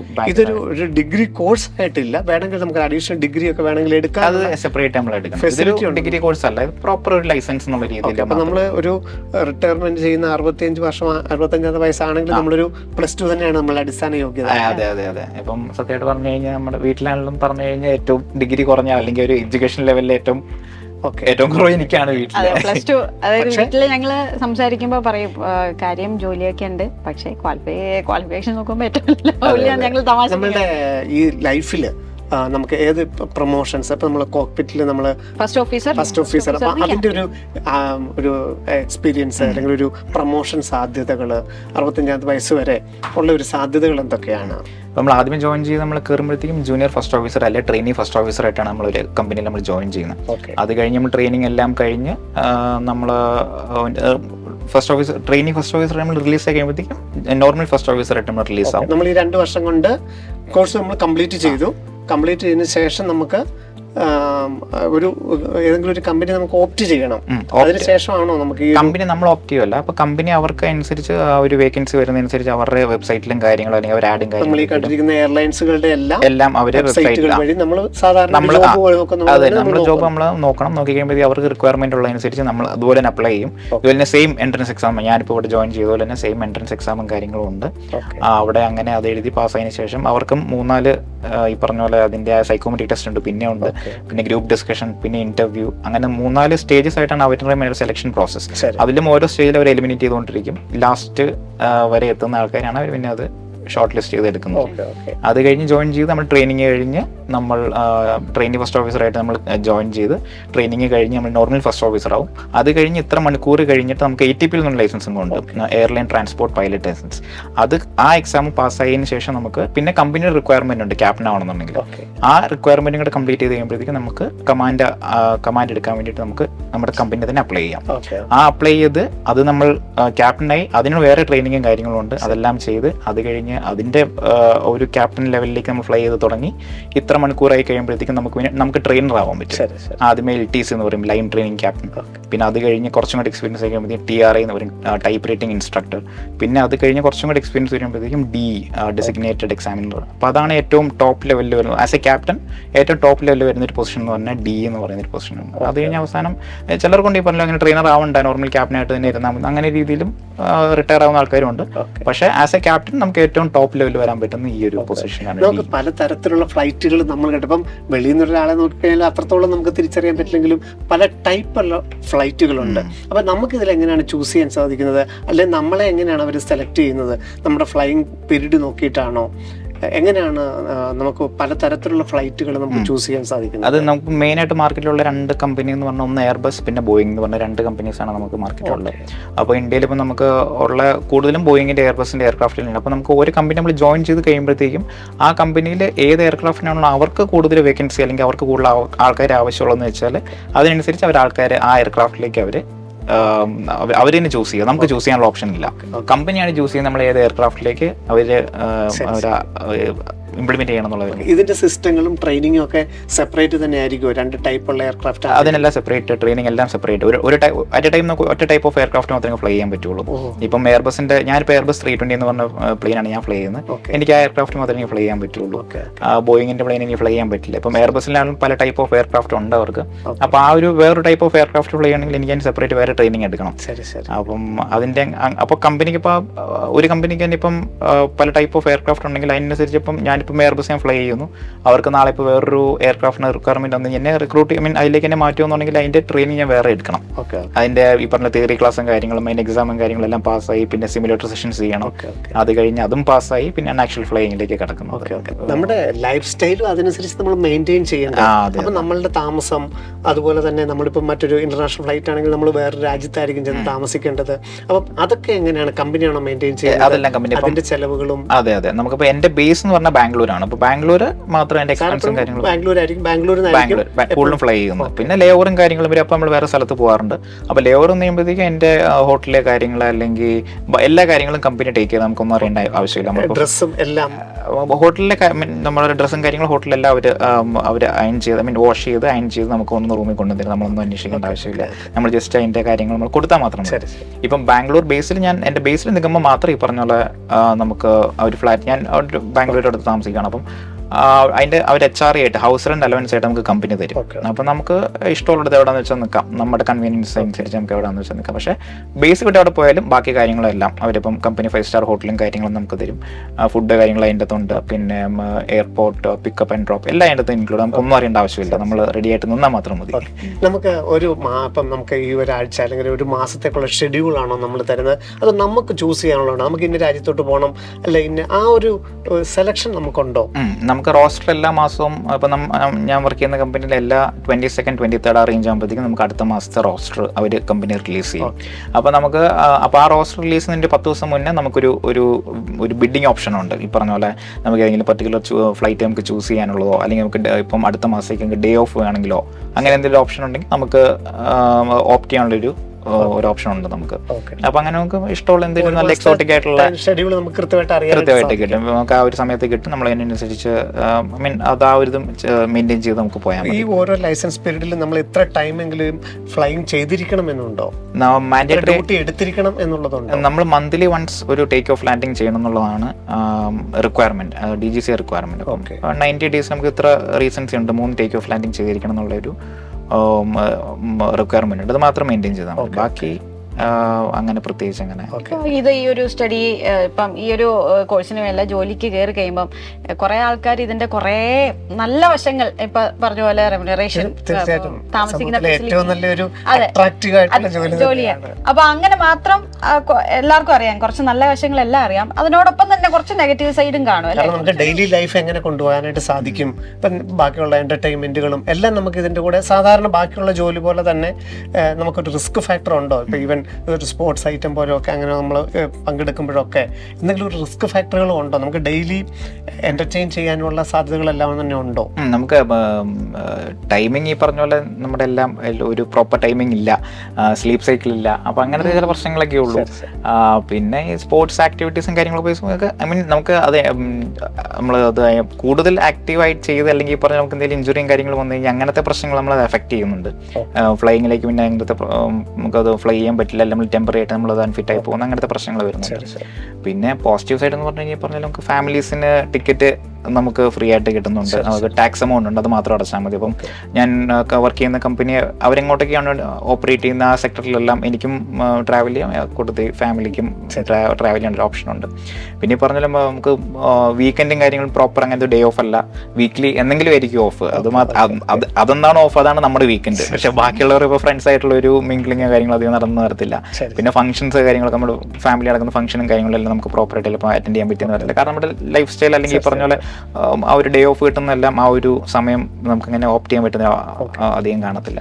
പിന്നെ ഇതിന്റെ കൂടെ തന്നെ ഇപ്പം ഈ ഫ്ലൈ ചെയ്യുമ്പോൾ നമ്മൾ സാറേ ഫ്ലൈ ചെയ്യുന്ന സമയത്ത് നമ്മൾ ഒരു ഫ്ലൈറ്റിന് പോകുമ്പോൾ ടർബുലൻസ് എന്ന് പറയുന്ന കേൾക്കുമ്പോൾ ഓക്കെ ഗട്ടർ എന്നാണ് നമ്മുടെ ഒരു ഇത്. പക്ഷെ ശരിക്കും അത് ഡിഫറെന്റ് ടൈപ്പ് ഓഫ് ക്ലൗഡ്സ് ഉണ്ടെന്നും അപ്പൊ അതുപോലെ തന്നെ ഇപ്പൊ വിഷ്ണു ജോലിക്ക് കയറി കഴിഞ്ഞപ്പോൾ ടെൻഷൻ നമുക്ക് പറയാം. കാരണം ഏതൊരു മേഖലയ്ക്കും ജോലി ചെയ്യുമ്പോൾ അതിൻ്റെതായ റിസ്ക് ഫാക്ടറുകളുണ്ട്. തീർച്ചയായിട്ടും ആ ഒരു പോയിന്റ് ഓഫ് വ്യൂ നോക്കുവാണെങ്കിൽ ഒരു പൈലറ്റിന്റെ ജോലി ചെയ്യുമ്പോഴുള്ള ഒരു എക്സ്പീരിയൻസ്, ഒരു ടെൻഷൻ എന്ന് പറയുന്നത് ഒരു കുറച്ച് ഇൻസിഡൻസ് ഉണ്ടായിട്ടുണ്ടാവാം സ്വാഭാവികമായിട്ട്. കുറച്ച് റിസ്കി ആയിട്ടുള്ള എന്തെങ്കിലും ഉണ്ടായിട്ടുണ്ടോ ഫ്ലൈയിങ്ങിന്റെ അങ്ങനെ എന്തെങ്കിലും എക്സ്പീരിയൻസ്? ട്രെയിനിങ്ങിന്റെ സമയത്ത് പറഞ്ഞ പോലെ നമുക്ക് ആക്ച്വൽ ഫ്ലൈയിങ് ഇപ്പൊ ജോലിയുടെ സമയത്ത് നമുക്ക് ക്ലൗഡ്സും കാര്യങ്ങളും നമുക്ക് കയറാൻ പാടില്ല. നമുക്ക് ഇൻസ്ട്രുമെന്റ്സ് ഉണ്ട്, അതിന്റെ നമുക്ക് നോക്കിയാൽ മനസ്സിലാവും അതിന്റെ ഇന്റൻസിറ്റി, ആ ക്ലൗഡിന്റെ ഇന്റൻസിറ്റി എന്താണ്, അല്ലെങ്കിൽ നമുക്ക് അവോയ്ഡ് ചെയ്യാൻ പറ്റുന്നതാണെങ്കിൽ നമ്മൾ അവോയ്ഡ് ചെയ്ത് പോകാൻ നോക്കും. അതല്ല ചില ക്ലൗഡ്സ് ഉണ്ട് ഇപ്പോൾ നമുക്ക് അങ്ങനെ കയറിയ പ്രശ്നമില്ല എന്നുള്ള രീതിയിൽ നമുക്ക് അത് മനസ്സിലാവും, നമുക്ക് ഇൻസ്ട്രുമെന്റ് മനസ്സിലാവും. അത് ഇപ്പോൾ ട്രെയിനിങ്ങിന്റെ സമയത്ത് ഈ പറഞ്ഞ പോലെ ഞാൻ വീട്ടിൽ പറയാത്തൊരു സംഭവമായിരുന്നു. നമുക്ക് നമ്മൾ ആ ഒരു ക്ലൗഡിൽ ഞാനും ഇൻസ്ട്രക്ടറും ഉണ്ടായിരുന്നു. അപ്പം ഇൻസ്ട്രക്ടറിനൊക്കെ എനിക്ക് പോകാൻ അതിൽ കയറാന്ന് പറഞ്ഞാൽ ആദ്യം ഞാൻ ഡൗട്ട്ഫുൾ ആയിട്ട് ഞാൻ ചോദിച്ചു അത് പോകണോ എന്നുള്ള രീതിയിൽ. ഇൻസ്ട്രക്ടറിന് കുഴപ്പമില്ല, നമുക്ക് അതിൽ കയറി പോകാന്ന് പറഞ്ഞാൽ ചെറിയൊരു ക്ലൗഡ് പെട്ടെന്ന് എടുക്കേണ്ട തീരുമാനമാണ്. അതെ, കാരണം കുറച്ച് ദൂരെ നിന്ന് കണ്ടു, പക്ഷെ ടോട്ടലി പാക്ഡ് ആയിരുന്നു ആ ദിവസം, മോൺസൂൺ ഒരു സിറ്റുവേഷൻ ആയിരുന്നത്. അപ്പോൾ നമ്മളത് അടുത്തേക്ക് എത്തുമ്പോൾ ഞാൻ ഒന്നും കൂടെ ചോദിച്ചു വേണമെന്നില്ല, പിന്നെ കുഴപ്പമില്ല ബാക്കിലേക്ക് പ്രശ്നമില്ലായിരിക്കും നോക്കി നമ്മൾ അങ്ങ് അതിൽ നമ്മൾ എൻ്റർ ചെയ്തു. കുറച്ച് കഴിഞ്ഞപ്പോഴത്തേക്ക് അതിൻ്റെ ആ ഒരു തിക്നെസ് കൂടി വരുന്നു, പിന്നെ അതിൻ്റെ ആ ഒരു വൈറ്റ് കളർ എന്നുള്ള പിന്നെ കുറച്ച് ഡാർക്ക്നെസ് ആയി വരുന്നു. അപ്പോഴത്തേക്കും പിന്നെ എയർക്രാഫ്റ്റിൻ്റെ ടെർബുലൻസ് കൂടി, പിന്നെ ഞങ്ങൾ ആക്ച്വലി എൻ്റെ ഓൾമോസ്റ്റ് എയർക്രാഫ്റ്റ് അത് ഒരു ഇൻവേർട്ട് ചെയ്യുന്ന ഒരു അവസ്ഥയിലേക്ക് എത്തി. അപ്പോഴത്തേക്കാണ് ഞാൻ പെട്ടെന്ന് ഇൻസ്ട്രുമെന്റിൽ നോക്കിയപ്പോഴത്തേക്കും അത് എയർക്രാഫ്റ്റിൻ്റെ ആറ്റിറ്റ്യൂഡും കാര്യങ്ങളെല്ലാം വല്ലാണ്ട് മാറി. ഞങ്ങൾ ഓൾമോസ്റ്റ് 3000 ഫീറ്റ് ഞങ്ങൾ ഡിസെൻഡ് ചെയ്തു. അപ്പോൾ ഞാൻ പെട്ടെന്ന് ഇൻസ്ട്രക്ടറിനെ ഒന്ന് അലേർട്ട് ചെയ്ത് കഴിഞ്ഞപ്പോൾ പിന്നെ ഞങ്ങൾ പെട്ടെന്ന് ഇൻസ്ട്രക്ടറിനും പെട്ടെന്ന് ഒരു ഇത്. പക്ഷെ ഞങ്ങൾ പറഞ്ഞൊരു ധൈര്യം വിടാതെ ഞങ്ങൾ ആ ഒരു മൊമെന്റിൽ ഞങ്ങൾ പെട്ടെന്ന് തന്നെ ഞങ്ങൾ 180 ഡിഗ്രി ഇതിന്റെയൊക്കെ ഒരു ട്രെയിനിങ് എല്ലാം നമുക്ക് ഇതിന്റെ ഭാഗമായിട്ട് ആ ഒരു നമുക്ക് ഒരു എക്സ്പീരിയൻസ് കിട്ടി. ഈ പറഞ്ഞ പോലെ ആ ഒരു ക്ലൗഡ് കയറി കഴിഞ്ഞപ്പോൾ നമുക്ക് സീനിയേഴ്സ് പറഞ്ഞിട്ടുണ്ടായിരുന്നു, ഈ ക്ലൗഡ് കയറി കഴിഞ്ഞാൽ നമുക്ക് എയർക്രാഫ്റ്റിന്റെ ആറ്റിറ്റ്യൂഡ് എന്താ, അല്ലെങ്കിൽ പറഞ്ഞാൽ നമുക്ക് ഇത്രയും ചെക്ക് ചെയ്യേണ്ടത് അല്ലെങ്കിൽ ഒരു ഇത്ര ഫീറ്റ് ഡിസെൻഡ് ചെയ്തിട്ട് ക്ലൈംബ് ചെയ്ത് നമുക്കൊന്നും മനസ്സിലാവില്ല എന്ന് പറഞ്ഞപ്പോഴും ഞാനത് എക്സ്പീരിയൻസ് ചെയ്തിട്ടില്ല. പക്ഷെ അത് ആ ഒരു കറക്റ്റ് ആ ഒരു എക്സ്പീരിയൻസിൽ വന്നു കഴിഞ്ഞപ്പോൾ മനസ്സിലായ സംഭവം ഉള്ളതാ ശരി. അവൻ അതാ എയർക്രാഫ്റ്റ് ഇങ്ങനെ ഇൻവേർട്ട് ആവാറായതൊന്നും ഞാൻ ശ്രദ്ധിച്ചില്ല. ജസ്റ്റ് ഇൻസ്ട്രുമെന്റിലേക്ക് മനസ്സിലാവില്ല നമുക്ക്, കാരണം ക്ലൗഡിന്റെ ഉള്ളില ഇപ്പൊ ഇങ്ങനെ ഫ്ലൈറ്റ് നേരെ പോകുമ്പോൾ തലകുത്തിയാലേ ഇവർക്ക് മനസ്സിലാവില്ല എന്നല്ലേ, അങ്ങനെ എന്തോ ഒരു കാരണം നമുക്ക് അതിന്റെ ഉള്ളിലെ ആ ഒരു കാറ്റിന്റെയും അല്ലെങ്കിൽ ഇതിന്റെ എല്ലാം കൂടെ ആയിട്ട് പല പല ആറ്റിറ്റ്യൂഡ് ഒക്കെ എയർക്രാഫ്റ്റ് ആറ്റിറ്റ്യൂഡ് എന്നൊക്കെ ലിറ്ററലി അങ്ങ് മനസ്സിലാവത്തില്ല. ഇത് ശരിക്കും ആള് ജോലിക്ക് കയറി കുറച്ച് നാൾ കഴിഞ്ഞപ്പോഴാണ്, അന്ന് പഠിച്ചുകൊണ്ടിരിക്കുന്ന സമയത്ത് ഇങ്ങനെ ഒരു ഇൻസിഡന്റ് ഉണ്ടായിരുന്നു. ഞാൻ നിങ്ങളുടെ അടുത്ത് പറയാത്ത വെരി റീസെന്റ് ആണ് ഈ ഒരു സ്റ്റോറി അറിയുന്നത്. അപ്പൊ അന്ന് പറഞ്ഞിരുന്നെങ്കിൽ സ്വാഭാവികമായിട്ടും നമ്മളൊന്നും ടെൻഷൻ അടിച്ചേനെ. പക്ഷെ അതൊക്കെയാണ് ട്രെയിനിങ്ങിന്റെ ഒരു ഭാഗവും, അല്ലെങ്കിൽ അങ്ങനെയൊക്കെ ട്രെയിൻ ചെയ്ത് വരുന്നതാണ്. അതെല്ലാം ഇപ്പൊ പഠിക്കുന്ന ആൾക്കാർക്ക് അങ്ങനെ ഓരോ എക്സ്പീരിയൻസിലൂടെയാണ് അവര്, എന്നാലേ ഇത്രയും വലിയൊരു ഇതിൽ നമുക്കൊരു ഇയർലി മെഡിക്കൽ ഫിറ്റ് ആയിട്ടിരിക്കണം. ഇയർലി ഇതിന് എന്തെങ്കിലും ഇവരുടെ ചെക്കപ്പ്, ഓരോ കമ്പനിയുടെ ചെക്കപ്പ് ഉണ്ടോ, ഒരു മെഡിക്കൽ ഫിറ്റ് ആയിട്ടിരിക്കേണ്ടതിന്റെ എന്തെങ്കിലും ആവശ്യകതകളുണ്ടോ ഇയർലി ബേസ് അങ്ങനെയൊക്കെ? നമുക്കിപ്പോൾ ഞാൻ പറഞ്ഞ ക്ലാസ് 1 മെഡിക്കൽ നമ്മൾ ആദ്യം എടുത്തു കഴിഞ്ഞാൽ പിന്നെ എല്ലാ കൊല്ലവും നമുക്ക് ജോലി കിട്ടിയാലും കിട്ടിയില്ലെങ്കിലും നമ്മൾ എല്ലാ കൊല്ലവും ഈ ക്ലാസ് 1 മെഡിക്കൽ നമ്മൾ റിന്യൂ ചെയ്തുകൊണ്ടിരിക്കണം. അപ്പോൾ ഏതെങ്കിലും ഒരു സമയത്ത് നമ്മൾ അൺഫിറ്റ് ആയി, ഇപ്പോൾ ടെമ്പററി ആയിട്ട് അൺഫിറ്റ് ആവുന്നോ അല്ലെങ്കിൽ പെർമനന്റ് ആയിട്ട് അൺഫിറ്റ് ആവുന്നു കഴിഞ്ഞാൽ ആ ഒരു സിറ്റുവേഷൻ നമുക്ക് ടെമ്പററി ആയിട്ട് വരുന്ന സിറ്റുവേഷൻ നമുക്ക് ഈ പറഞ്ഞ മെഡിക്കേഷൻ എടുത്തു കഴിഞ്ഞാൽ അത് ഓക്കെ ആവുന്ന രീതിയിൽ. അപ്പോൾ അത്രയും നാൾ നമ്മൾ ജോലിയിൽ നിന്ന് മാറി നിൽക്കേണ്ടി വരും നമ്മൾ മെഡിക്കൽ അൺഫിറ്റ് ആയി കഴിഞ്ഞാൽ. അപ്പം പെർമനന്റ് ആയിട്ട് അൺഫിറ്റ് ആയി പോകുന്ന കേസുകൾ നമുക്ക് അത് ക്യൂർ ചെയ്യാൻ യാതൊരു മാർഗ്ഗമില്ലാത്ത ഒരു ഓപ്ഷനിലാണ്. അപ്പോൾ അതങ്ങനെ ഇപ്പോൾ മെഡിക്കലി നമ്മൾ മാക്സിമം നമ്മൾ ഫിറ്റ് ആയിട്ട് ഈ പറഞ്ഞ എന്താ പറയുക ആക്ടിവിറ്റീസ് ഞാൻ പറഞ്ഞാൽ നമ്മൾ കുറച്ച് കെയർഫുൾ ആയിരിക്കണം എന്തെങ്കിലും ചെയ്യുകയൊക്കെ ആണെങ്കിൽ. അതൊക്കെ ഉള്ളൂ. നോർമലി ഫ്ലൈങ് ടൈമിൽ എത്ര പേരായിരിക്കും കോക്പിറ്റിൽ ഉണ്ടാവുക? സാറും അല്ലെങ്കിൽ ഒരു ക്യാപ്റ്റനും ഒരു നോർമലി 2 പേരാണ്, ഒരു കോ പൈലറ്റും മെയിൻ പൈലറ്റും ക്യാപ്റ്റൻ എന്നുള്ള രീതിയിൽ. ലോങ് ഹോൾ ഫ്ലൈറ്റ്സ് ലോങ് ഇപ്പം US-നൊക്കെ പോകുന്ന പ്ലെയിനൊക്കെ ആണെങ്കിൽ ഇപ്പം 4 പൈലറ്റ്സ് ആണ് വേണ്ടത്, 2 ക്യാപ്റ്റന്മാരും 2 ഫസ്റ്റ് ഓഫീസർമാരും. എങ്ങനെയാ അപ്പൊ അത് ഷിഫ്റ്റിംഗ് ഒക്കെ വരുന്നത്? ഇപ്പം ഇവിടുന്ന് ടേക്ക് ഓഫ് ചെയ്യുന്ന ഒരു ക്യാപ്റ്റനും ഫസ്റ്റ് ഓഫീസറും തന്നെ കുറച്ച് കഴിയുമ്പോഴത്തേക്കും ഒരു ക്രൂസിലെത്തി ഒരു 1 hour കഴിയുമ്പോഴത്തേക്ക് ഈ പറഞ്ഞ പോലെ അവരവരുടെ ഡ്യൂട്ടി അടുത്ത ഡ്യൂട്ടി പൈലറ്റ്സിനെ റിലീവിംഗ് പൈലറ്റ്സിനെ ഏൽപ്പിച്ചിട്ട് അവർ ബങ്കറിൽ പോയി അവർ റെസ്റ്റ് ചെയ്യും. അത് കഴിഞ്ഞ് കുഞ്ഞൊരു റൂമുണ്ട് പ്ലെയിൻ്റെ അകത്ത്. വലിയ പ്ലെയിൻ ആകുമ്പോൾ അതിനുള്ള സ്ഥലമുണ്ട് പൈലറ്റ്സിനാണല്ലോ ക്യാബിൻ ക്രൂവിനാണല്ലോ അവർക്ക് സെപ്പറേറ്റ് വേറെ ഉണ്ട്, പൈലറ്റ്സിന് സെപ്പറേറ്റ് വേറെ ബങ്കറുണ്ട്. അവിടെ പോയി അവർക്ക് റെസ്റ്റ് എടുക്കാം, വേണമെങ്കിൽ ഈ പറഞ്ഞ പോലെ ഒന്ന് റിലാക്സ് ചെയ്ത് ഫുഡൊക്കെ കഴിച്ച് തിരിച്ചു വന്ന് ലാൻഡിങ്ങിന്റെ സമയമാകുമ്പോൾ പിന്നെയും സെയിം സെറ്റ് ഓഫ് ക്രൂ ആയിരിക്കും, ക്യാപ്റ്റനും ഫസ്റ്റ് ഓഫീസറും ആയിരിക്കും. ടേക്ക് ഓഫ് ചെയ്യുന്ന സെയിം ക്രൂ തന്നെയായിരിക്കും ലാൻഡ് ചെയ്യുമ്പോഴും. അത് കഴിഞ്ഞ് തിരിച്ച് അവിടെ നിന്ന് ഇങ്ങോട്ട് വരുമ്പോഴത്തേക്കും ഡ്യൂട്ടി മാറും. അവിടെ റിലീവിംഗ് പൈലറ്റ്സ് ആയിട്ടിരുന്നവർ അവിടെ നിന്ന് ടേക്ക് ഓഫ് ചെയ്യും, പിന്നെ തിരിച്ച് ഇവിടെ നമ്മുടെ ഡെസ്റ്റിനേഷനിൽ ലാൻഡ് ചെയ്യും. ഇപ്പം നമ്മൾ എപ്പോഴും ഫ്ലൈറ്റ് ടൈമിൽ ഒരു ഫസ്റ്റ് ഓഫീസറും ഉണ്ടാവും, ഒരു ക്യാപ്റ്റനും ഉണ്ടാവും പറയും. അപ്പം ഡിഫറെൻറ്റ് ഫുഡാണ് നിങ്ങൾക്ക് തരുന്നത് എന്നൊക്കെ കേട്ടിട്ടുണ്ട്. അത് എന്താണ് അതിൻ്റെ ഒരു? അതെ, നമുക്ക് ഫുഡ് വരുമ്പോൾ 2 പേർക്കും സെപ്പറേറ്റ് വേറെ ഫുഡ് ആയിരിക്കും തരുന്നത്. കാരണം ഇൻ കേസ് ഓഫ് എന്താ പോയിസണിങ് കാര്യങ്ങൾ അല്ലെങ്കിൽ പറഞ്ഞാൽ എന്തെങ്കിലും ഏതെങ്കിലും ടൈപ്പ് ഓഫ് ഫുഡിന് ഒരു നമുക്ക് സ്റ്റൊമക്ക് അപ്സെറ്റ് ആകുന്ന രീതിയിലുള്ള എന്തെങ്കിലും വന്നു കഴിഞ്ഞാൽ അത് 2 പേർക്കും എഫക്റ്റ് ആവാതിരിക്കാൻ വേണ്ടിയിട്ടാണ് 2 ടൈപ്പ് ഓഫ് ഫുഡ് ആയിരിക്കും നമുക്ക് തരുന്നത്. കാരണം അതൊരു മേജർ ആയിട്ടുള്ളൊരു സംഭവമാണല്ലോ. ഇപ്പം നമുക്ക് ഇൻ ഫ്ലൈറ്റിൽ അല്ലെങ്കിൽ അതിൻ്റെ ഒരു നമുക്ക് ആ ഒരു വയ്യായ്ക വന്നു കഴിഞ്ഞാൽ അതിൻ്റെതായ പ്രശ്നങ്ങൾ നിങ്ങൾക്ക് 2 പേർക്കും മാത്രമേ ഇത് കൺട്രോൾ ചെയ്യാനുള്ള പവർ ഉള്ളൂ. അതെ. ഇപ്പോൾ ഒരാൾക്കൊരു പൈലറ്റിനെ ഒരു എന്തെങ്കിലും അപ്സെറ്റ് ആയി അല്ലെങ്കിൽ എന്തെങ്കിലും പ്രശ്നം വന്നു കഴിഞ്ഞാൽ നമുക്ക് ക്യാബിൻ ക്രൂവിനെ നമുക്ക് ഹെൽപ്പിന് വിളിക്കാം. പക്ഷെ അവർക്ക് ഫ്ലൈ ചെയ്യാനുള്ള അതിൻ്റെ ട്രെയിനിങ് കിട്ടിയിട്ടില്ല. അവർക്ക് ക്യാബിനിലെ കാര്യങ്ങൾ മാത്രമാണ് മെയിനായിട്ട് ചെയ്യാറുള്ളത്. അപ്പം ഒരാളിപ്പം അവർക്ക് ഹെൽപ്പ് ചെയ്യാനേ പറ്റുള്ളൂ. ഇപ്പം ഒരു പൈലറ്റ് എന്തെങ്കിലും പ്രശ്നം പറ്റിയാൽ മറ്റേ പൈലറ്റ് ഈ ഒരു ക്യാബിൻ ക്രൂവിന് എന്തെങ്കിലും ഹെൽപ്പ് ഉണ്ടെങ്കിൽ അത് മാത്രം എടുക്കുക എന്നുള്ളത് മാത്രമേ പറ്റുള്ളൂ. ഇപ്പൊ ഈ ഒരു അത്യാവശ്യം എന്താ പറയാ പാക്ഡ് ആയിട്ടുള്ള ഒരു ജോലിയാണ് ശരിക്കും പറഞ്ഞാൽ. ഭയങ്കര ഒരു 9 to 5 ജോബ് പോലെ അല്ലല്ലോ ഇതിന്റെ ഒരു ടൈം വേരിയേഷൻ. അതെ. അപ്പൊ എങ്ങനെയാണ് ഒരു ഡേ ഇൻ മൈ ലൈഫ് ചോദിച്ചാൽ ഒരു ഡ്യൂട്ടി ഉള്ള ദിവസം, പക്ഷെ ഫാമിലി ടൈമിലെ കാര്യങ്ങളൊക്കെ കണ്ടിട്ടുണ്ട്. ഫുൾ പാക്ഡ് ആണ്. ഇവിടെ വന്നു കഴിഞ്ഞാലും അതിൻ്റെതായിട്ടുള്ള ഡ്യൂട്ടിയുടെ കുറച്ച് കാര്യങ്ങളൊക്കെ ആൾ ഇവിടെ വന്ന് അല്ലെങ്കിൽ ഫുൾ എന്തെങ്കിലുമൊക്കെ ആയിട്ട് 2-3 ദിവസം കാണുള്ളൂ പാക്ഡ് ആയിരിക്കും. ഒരു ഡേ ഡ്യൂട്ടി ഡേയിലൊരു ഡേ ഇൻ മൈ ലൈഫ് എങ്ങനെയായിരിക്കും? ഞാൻ ഫ്ലൈറ്റിന് പോകുന്ന ദിവസം ഈ പറഞ്ഞ നമുക്ക് ഫ്ലൈറ്റിന്റെ ആ ഒരു മണിക്കൂർ മുന്നേ തന്നെ പാസഞ്ചേഴ്സിന് ഇപ്പോൾ 1 മണിക്കൂർ മുന്നേ ആണല്ലോ വരേണ്ടത്. ഇപ്പോൾ ഡൊമസ്റ്റിക് ഫ്ലൈറ്റ് ആണെങ്കിൽ, ഇന്റർനാഷണൽ ആണെങ്കിൽ 3 മണിക്കൂർ മുന്നേ. ഞങ്ങൾ 1 മണിക്കൂർ 1 hour മുന്നേ ഞങ്ങളും ഓഫീസിലെത്തും. ഞങ്ങളുടെ ടെസ്റ്റ് ഉണ്ട്, BA ടെസ്റ്റ് ഉണ്ട് നമുക്ക്, ബ്രെത്ത് അനലൈസർ ടെസ്റ്റ് എന്ന് പറഞ്ഞാൽ ആ ടെസ്റ്റ് ചെയ്യും. അത് കഴിഞ്ഞ് നമുക്ക് ഡോക്യുമെന്റ്സും കാര്യങ്ങളും കിട്ടും. അപ്പം എയർക്രാഫ്റ്റ് നമ്മൾ ഫ്ലൈ ചെയ്യുന്ന എയർക്രാഫ്റ്റിനെ കുറിച്ചുള്ള ഡീറ്റെയിൽസും കാര്യങ്ങളും നോക്കും. പിന്നെ നമ്മൾ ഫ്ലൈ ചെയ്യുന്ന ഇപ്പം ഏതൊക്കെ ഡെസ്റ്റിനേഷൻ ഏതൊക്കെ എയർപോർട്ടിലാണോ പോകുന്നത് ആ എയർപോർട്ടിനെ എഫക്ട് ചെയ്യുന്ന എന്തെങ്കിലും നോട്ടാംസ് എന്നതിന് പറയുന്നത്, ആ നോട്ടാംസ് കാര്യങ്ങൾ എന്തെങ്കിലും ഉണ്ടോ അതൊക്കെ നമ്മൾ ചെക്ക് ചെയ്യും. പിന്നെ നമ്മൾ എൻ റൂട്ട് നമ്മൾ ഫ്ലൈ ചെയ്യുന്ന റൂട്ടിൽ എന്തെങ്കിലും പ്രശ്നങ്ങളോ എന്തെങ്കിലും എയർ സ്പേസിൻ്റെ ക്ലോഷറോ കാര്യങ്ങളോ, ഇപ്പോൾ ഈയിടം ഇറാനിലും അങ്ങനെ പ്രശ്നങ്ങളെല്ലാം നടന്നപ്പോഴത്തേക്കും നമുക്ക് അല്ലെ പാകിസ്ഥാനിൽ ഇപ്പോൾ നമുക്ക് ഇന്ത്യൻ എയർലൈൻസിനൊന്നും നമുക്ക് ഫ്ലൈ ചെയ്യാൻ പറ്റില്ല. പാകിസ്ഥാൻകാർക്ക് നമുക്ക് ഇന്ത്യൻ എയർ സ്പേസിൽ നമുക്ക് ഫ്ലൈ ചെയ്യാൻ പെർമിഷൻ 2 പേർക്ക്. അപ്പം അങ്ങനത്തെ എയർ ക്ലോഷർ കാര്യങ്ങൾ അല്ലെങ്കിൽ എയർ സ്പേസിനെ എഫക്ട് ചെയ്യുന്ന എന്തെങ്കിലും കാര്യങ്ങളുണ്ടോ അങ്ങനത്തെ കാര്യങ്ങൾ നമ്മൾ ചെക്ക് ചെയ്യും. പിന്നെ എൻ റൂട്ട് വെതർ കാര്യങ്ങൾ, ഇപ്പം നമ്മൾ പോകുന്ന ഇപ്പം മഴയുള്ള മോൺസൂൺ കണ്ടീഷനിങ് ആണെങ്കിൽ ഇപ്പം നമ്മൾ വെതറും കാര്യങ്ങളൊക്കെ എങ്ങനെയാണ്, നമുക്ക് ഓരോ എയർപോർട്ടിൽ നമ്മൾ ലാൻഡ് ചെയ്യണം മിനിമം വിസിബിലിറ്റി റിക്വയർമെന്റ്സ് ഉണ്ട്.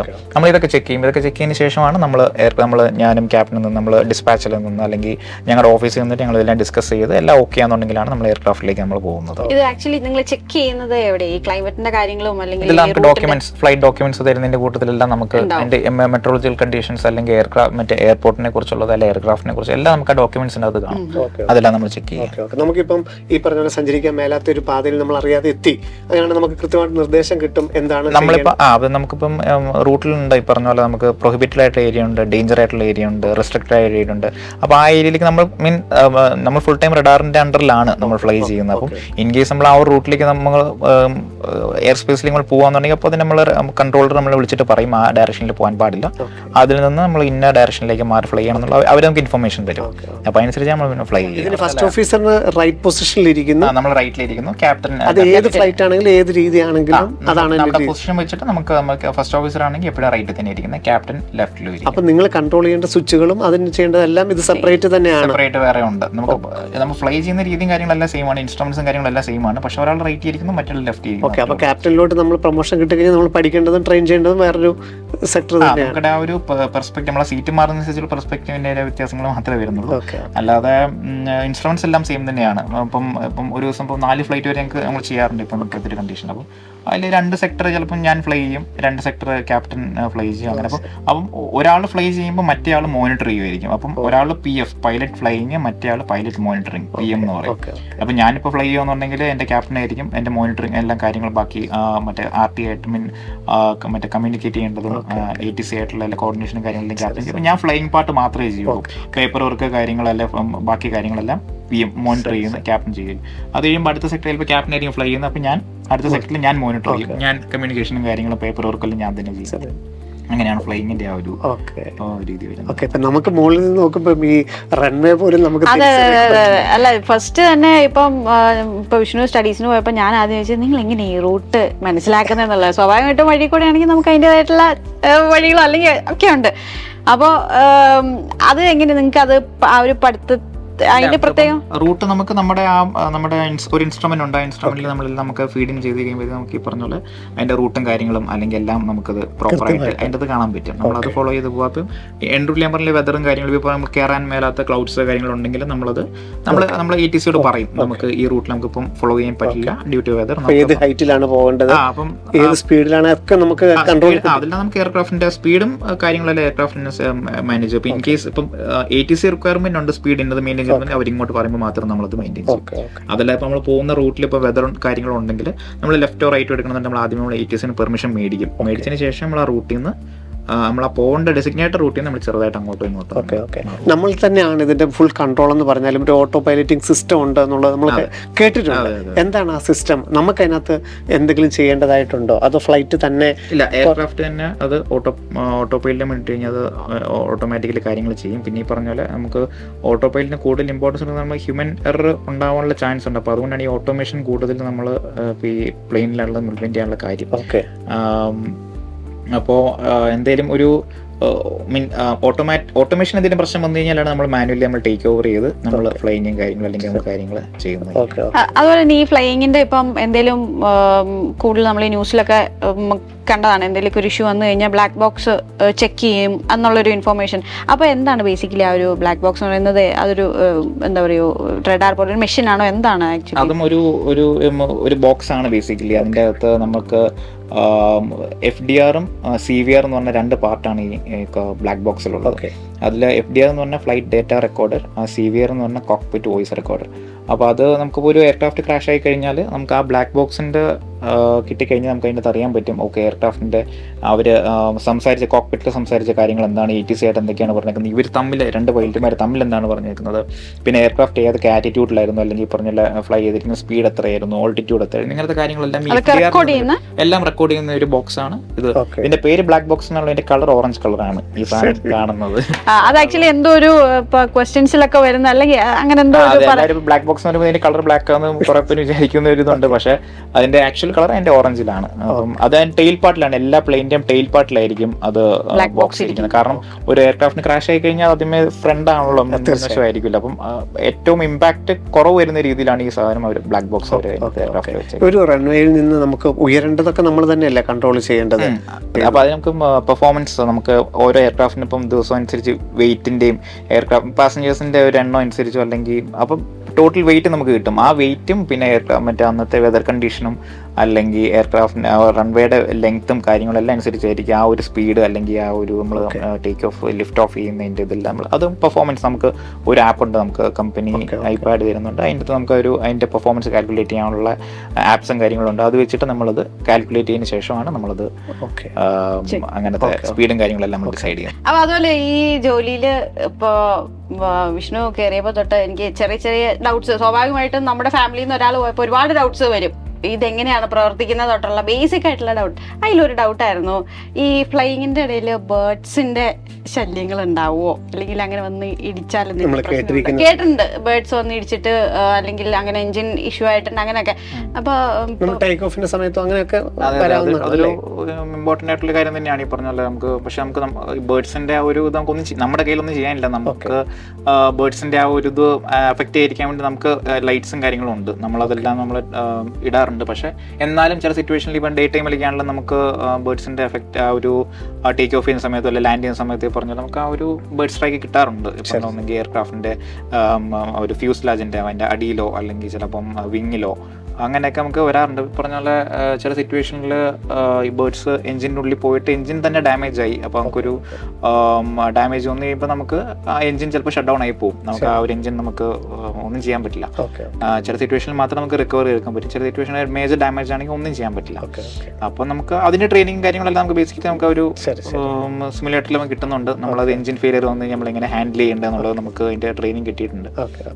അങ്ങനെയല്ല നമ്മൾ അത് അങ്ങനെ ഒരു ഇൻസിഡന്റ് ഉണ്ടായി കഴിഞ്ഞു കഴിഞ്ഞാൽ അപ്പം അപ്പോഴത്തെ സ്റ്റേജ് എന്താണ്, നമുക്ക് മുമ്പോട്ട് പോകാൻ പറ്റുന്നതാണോ, ഇപ്പം എന്താണ് ചെയ്യേണ്ടതെന്നുള്ളതിനെ കുറിച്ച് നമുക്ക് ഐഡിയ കിട്ടും. കറക്റ്റ്. അപ്പോൾ ആ ഒരു ടേക്ക് ഓഫ് ചെയ്യുന്ന സമയത്താണ് നമുക്കൊരു എഞ്ചിൻ നമുക്ക് അങ്ങനെ ബേർഡ് സ്ട്രൈക്ക് വന്ന് പോയി കഴിഞ്ഞാൽ ഇപ്പോൾ മാക്സിമം നമ്മൾ ടേക്ക് ഓഫ് ചെയ്യുന്ന സ്ഥലത്ത് തന്നെ നമുക്ക് വെതർ വൈസും കാര്യങ്ങളെല്ലാം ഓക്കെ നമ്മൾ തിരിച്ച് അവിടെ തന്നെ ഒന്ന് ലാൻഡ് ചെയ്യാൻ നോക്കും. അപ്പം ലാൻഡിങ്ങിന്റെ സമയത്താണ് ഇപ്പോൾ ഈ ബേർഡ് സ്ട്രൈക്ക് വരുന്ന അല്ലെങ്കിൽ എഞ്ചിൻ എങ്ങനെ പോകുന്നത് വെച്ചാൽ നമുക്ക് അവിടെ തന്നെ നമ്മളെങ്ങനെ പോയി ലാൻഡ് ചെയ്യുക. അത്രയും അത് ക്ലിയർ. ഇപ്പം ടേക്ക് ഓഫിന്റെ സമയത്താണെന്നുണ്ടെങ്കിൽ അത് പിന്നീട് നമ്മൾ അത് ക്ലിയർ ചെയ്തിട്ട് പിന്നെ അത് ടേക്ക് ഓഫ് ചെയ്യുന്ന സമയത്താണ് നമുക്ക് ബേർഡ് സ്ട്രൈക്ക് വരുന്നത്. നമ്മൾ അപ്പോൾ തന്നെ നമ്മൾ തിരിച്ചു വന്ന് ലാൻഡ് ചെയ്യും. കാരണം എഞ്ചിൻ ഡാമേജ് ആയി കഴിഞ്ഞാൽ നമുക്ക് ഫ്ലൈ ചെയ്യാൻ പറ്റില്ല. ഒരു എഞ്ചിൻ ഇപ്പോൾ ഞാൻ ഫ്ലൈ ചെയ്യുന്ന എയർക്രാഫ്റ്റ് 2 എഞ്ചിൻ ഉണ്ട്. അതിൽ ഒരു എഞ്ചിൻ പോയി കഴിഞ്ഞാൽ പിന്നെ ഒറ്റ എഞ്ചിനും കൂടെ ബാക്കിയുള്ളൂ. അപ്പോൾ നമ്മൾ തിരിച്ചോടെ വന്ന് ലാൻഡ് ചെയ്യാൻ ഒരു ഓപ്ഷനേ ഉള്ളൂ. കാരണം അത് വെച്ച് കണ്ടിന്യൂ ചെയ്യാൻ പറ്റില്ല. ഇൻ കേസ് മറ്റേ എഞ്ചിനോട് ഫെയിൽ ആയി കഴിഞ്ഞാൽ നമുക്ക് വേറൊരു ബാക്കപ്പ് ഇല്ല.